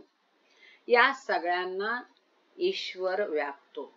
तोच त्या सगळ्यांमध्ये आहे, सगळ्यांच्या ठाई आहे. म्हणजे कसा आहे तो? सर्वव्यापी आहे. म्हणजे काय आहे? सगळ्यांमध्ये उपस्थित आहे. तो दगड म्हणजे पण देव आहे. कसं काय? कारण तो नेणिवेतला ईश्वर स्वतःला कोहम म्हणून जाणण्यासाठी निघाला. तुमच्या आमच्यामध्ये पण ईश्वर आहे, पशुपक्ष्यांमध्ये प्राण्यांमध्ये पण ईश्वर आहे, दगड आणि धातूमध्ये पण ईश्वर आहे. म्हणजेच आपण जे म्हणतो की चराचराला ईश्वर व्यापून आहे, त्याचा अर्थ हा असतो. आता कशी गंमत आहे बघा, तो सगळीकडे उपस्थित आहे, नाही का? बरोबर. जो सगळीकडे उपस्थित आहे त्याच्यापासून काही लपून राहील का? नाही. मग त्याच्यापासून काही उपस्थित राहत नाही म्हणजे तो कसा आहे? सर्वज्ञ आहे, सगळं काही जाणणारा आहे. जर तो सगळं जाणणारा असेल तर तो तर सर्वशक्तिमान होईल. मग तो सर्वव्यापी आहे म्हणून तो सर्वज्ञ आहे. तो सर्वज्ञ आहे म्हणून तो सर्वशक्तिमान आहे की नाही? बरोबर चेन पूर्ण झाली की नाही? कडी येते का लक्षात? आणि तो सर्वशक्तिमान आहे म्हणून तो सर्व सुखी आहे. इन्फिनिट ब्लिस, अमर्याद आनंद. हे सगळं बघा खूप सुंदर आहे. एकमेकावर कसं अवलंबून आहे. केवळ ईश्वर सर्वज्ञ आहे, सर्वशक्तिमान आहे असं म्हणून भागत नाही. आणि बाबांना माहितीये की तेवढंच सांगून ते थांबणार नाहीयेत. त्यांची इच्छा आहे की आपण पूर्ण समजून घ्यावं ईश्वराला. नक्की ईश्वर काय आहे, कसा आहे? तर ईश्वर कसा आहे? चराचरात व्यापलेला आहे. तो सगळीकडे आहे म्हणून त्याच्यापासून काही लपून राहत नाही म्हणून तो सर्वज्ञ आहे. तो सगळं जाणणारा आहे म्हणून तो सर्वशक्तिमान आहे. आणि स्वाभाविक आहे की जो सगळ्या चराचराला व्यापतो, ज्याला सगळं माहिती आहे, ज्याच्याकडे अनंत शक्ती आहे म्हणून त्याच्याकडे अनंत आनंद आहे. आता ईश्वर असा का आहे ते कळलं. आता पुढे जाऊ. ज्या अर्थी ईश्वर शाश्वत रीतीने अपरिमित अस्तित्व आहे, त्या अर्थी अपरिमितपणे शाश्वतरित्या अस्तित्वात असणाऱ्या ईश्वराच्या अपरिमित संख्येने ईश्वरावस्था आहेत. एकोहम बहुस्याम. पुढे किती सुंदर बाबांनी सांगितलं बघा. कार्य कारण भाव सांगतायत बाबा इथे, दुसरं काही नाही. की जर ईश्वर अमर्यादपणे अस्तित्वात आहे, सगळ्या ठिकाणी असा कुठला कण नाही की जिथे ईश्वर नाही, असं जर असेल, आणि ज्या अर्थी तो शाश्वतरित्या कधीही नष्ट होणार नाही अशा पद्धतीने जर तो अस्तित्वात आहे, याचा अर्थ काय? की तो संख्येने अनंत आहे की नाही? अनंतरित्या तो उपस्थित आहे, बहुसंख्य आहे. का? कारण चराचर असंख्य आहेत आणि त्या प्रत्येक चराचरात जर ईश्वर अमर्यादपणे आणि शाश्वतपणे असेल तर ईश्वर सुद्धा संख्येने अमर्याद आहे. अशी ती ईश्वराची अवस्था आहे की जी संख्येने सुद्धा एकोहम बहुस्याम, म्हणजे मी एकच ईश्वर असूनही मी अनंत अनंत संख्येने पण मी ईश्वर आहे. असं का? की किती कोट्यावधी स्पेसिस त्या किड्याच्या, मुंग्याच्या, पशुच्या, प्राण्याच्या, वनस्पतीच्या, कीटकाच्या, दगडाच्या, धातूच्या, माणसाच्या, प्राण्याच्या, त्या प्रत्येकामध्ये तो एक ईश्वर आहे. म्हणजे तो संख्येने अनंत झाला की नाही? झाला. परंतु मूलतः असं जरी असलं तरी बाबा पुढे म्हणतात, खरं बघितलं तर ईश्वर जरी एक असला तरी तो संख्येने अनंत अशा पद्धतीने आहे. का?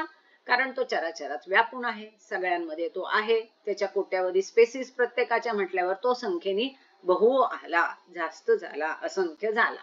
ठीक आहे. पण असं जरी असलं तरी खरं बघितलं तर बाबा सांगतात ईश्वराच्या मूळ दोनच अवस्था आहेत. त्या कोणत्या? एक ईश्वराची मूळ अवस्था आणि दुसरी ईश्वराची अंतिम अवस्था. ईश्वर एक आहे तरीही तो संख्येने अनंत आहे का? कारण तो सगळ्यांमध्ये आहे. पण ईश्वराच्या अवस्था त्या एका ईश्वराच्या दोन अवस्था आहेत.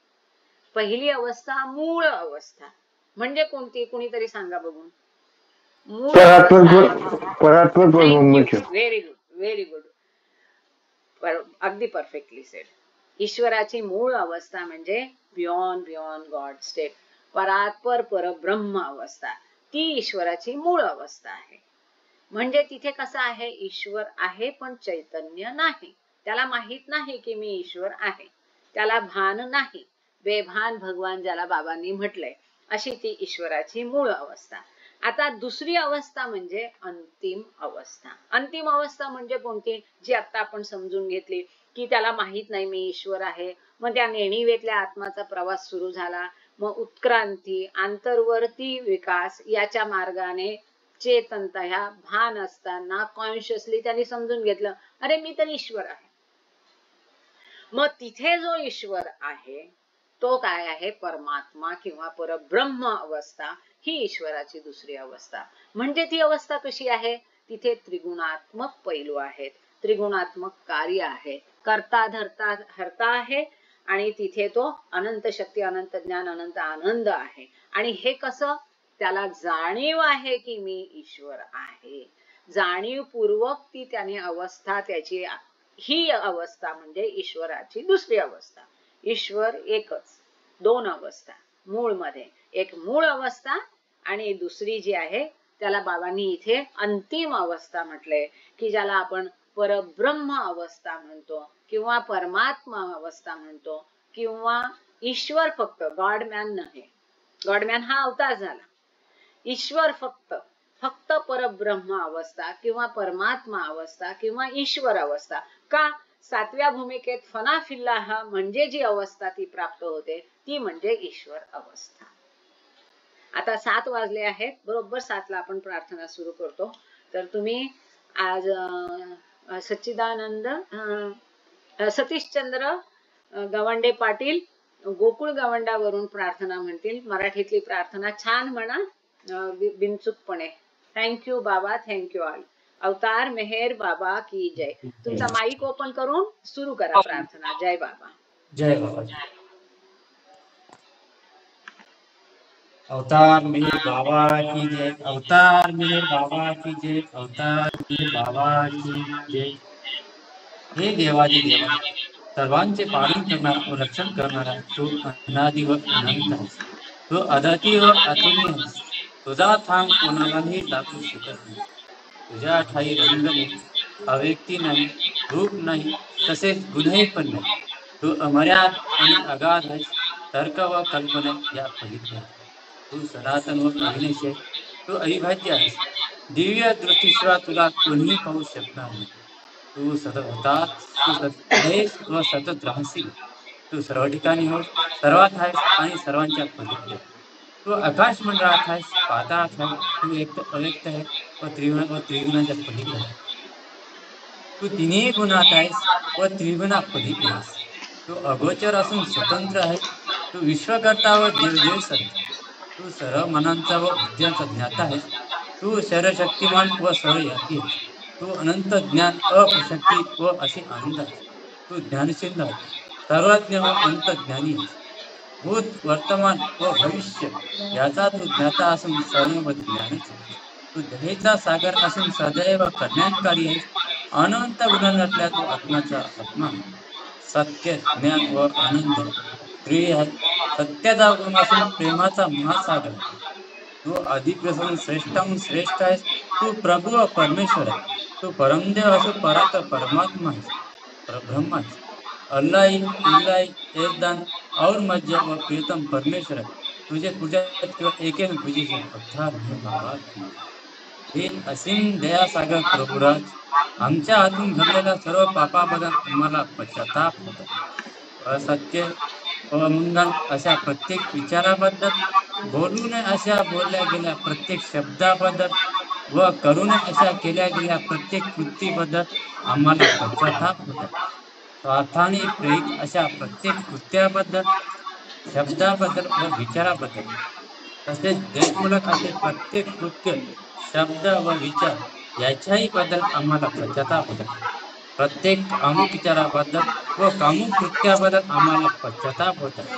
तसेच खोटेपणाबद्दल, सर्वच प्रकारच्या भंगाबद्दल व देवणी करून न करू शकलेल्या प्रत्येक वचनाबद्दल, लोकांच्या अनुपस्थित त्यांची निंदा करण्याबद्दल व त्यांचे दोष दाखवण्याबद्दल आम्हाला पश्चाताप होत आहे.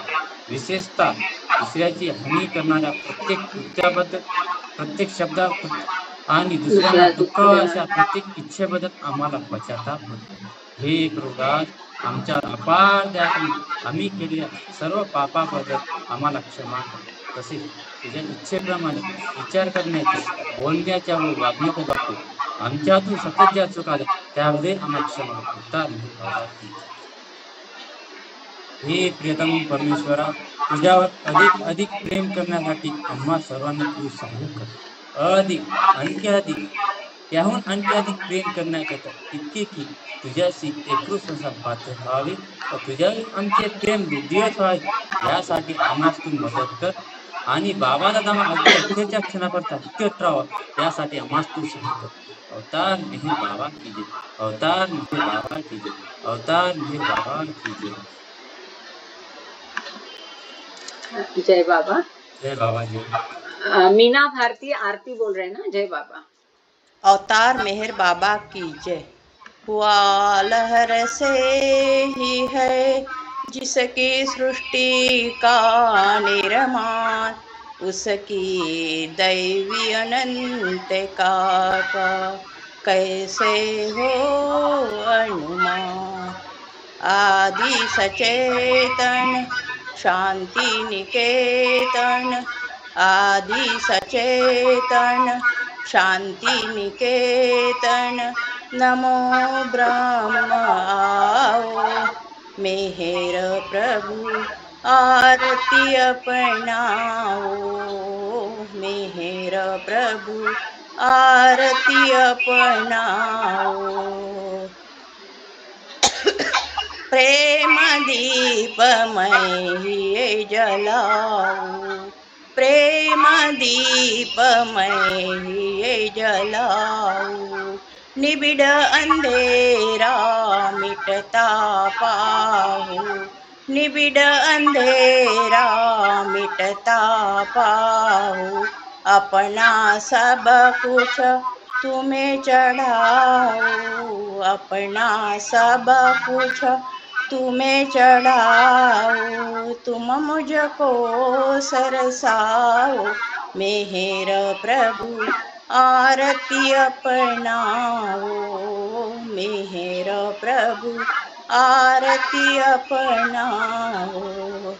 जीवन की हर सांस हमारी, जीवन की हर सांस हमारी बन जाए प्रभु गति तुम्हारी, बन जाए प्रभु गति तुम्हारी. हे करुणा कर लीलाधारी, हे करुणा कर लीलाधारी. तुम करुणा बरसाओ मेहर प्रभु आरती अपनाओ.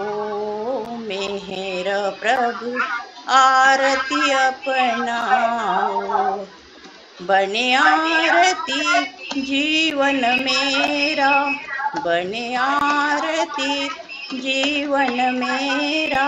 आदि अंत का लय हो घेरा, आदि अंत का लय हो घेरा.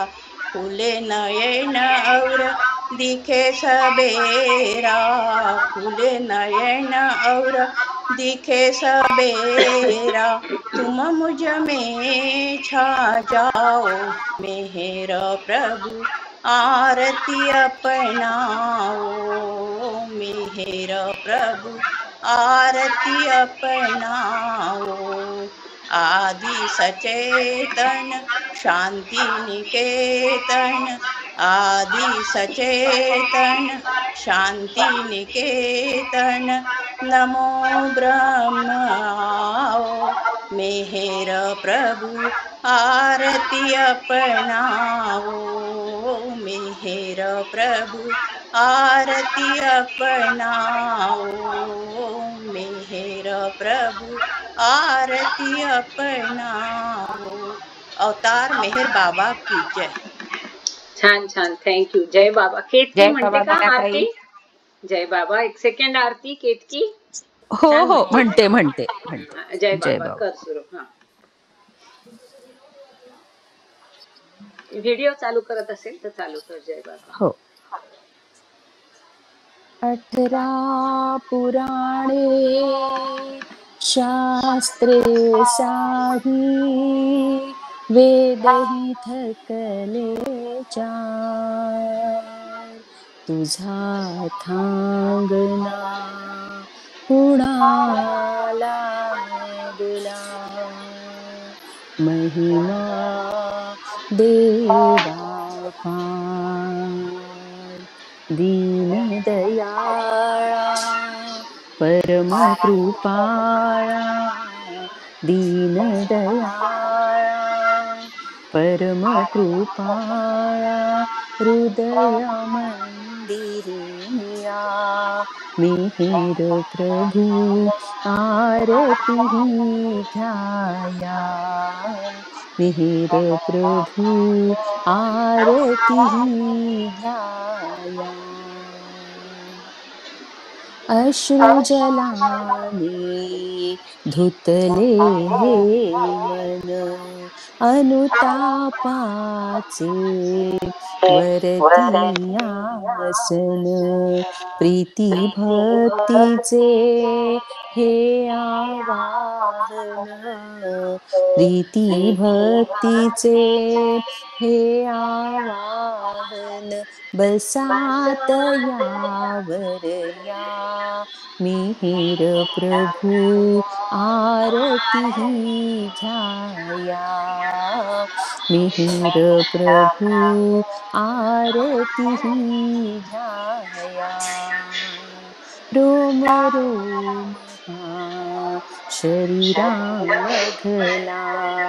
धूप दीप हो ऊन उजला अवघे जीवन नैवेद्याला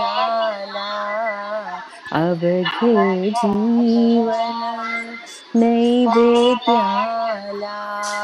अर्पण ही काया मिहिर प्रभु आरती घ्याया मिहिर प्रभु आरती घ्याया काय मागुनी उठला हे तू मागितल्या विन सर्व दिले तू एक मागतो तरी परंतु एक मागतो तरी परंतु तुझी कृपा छाया मिहिर प्रभु आरती घ्याया मिहिर प्रभु आरती घ्याया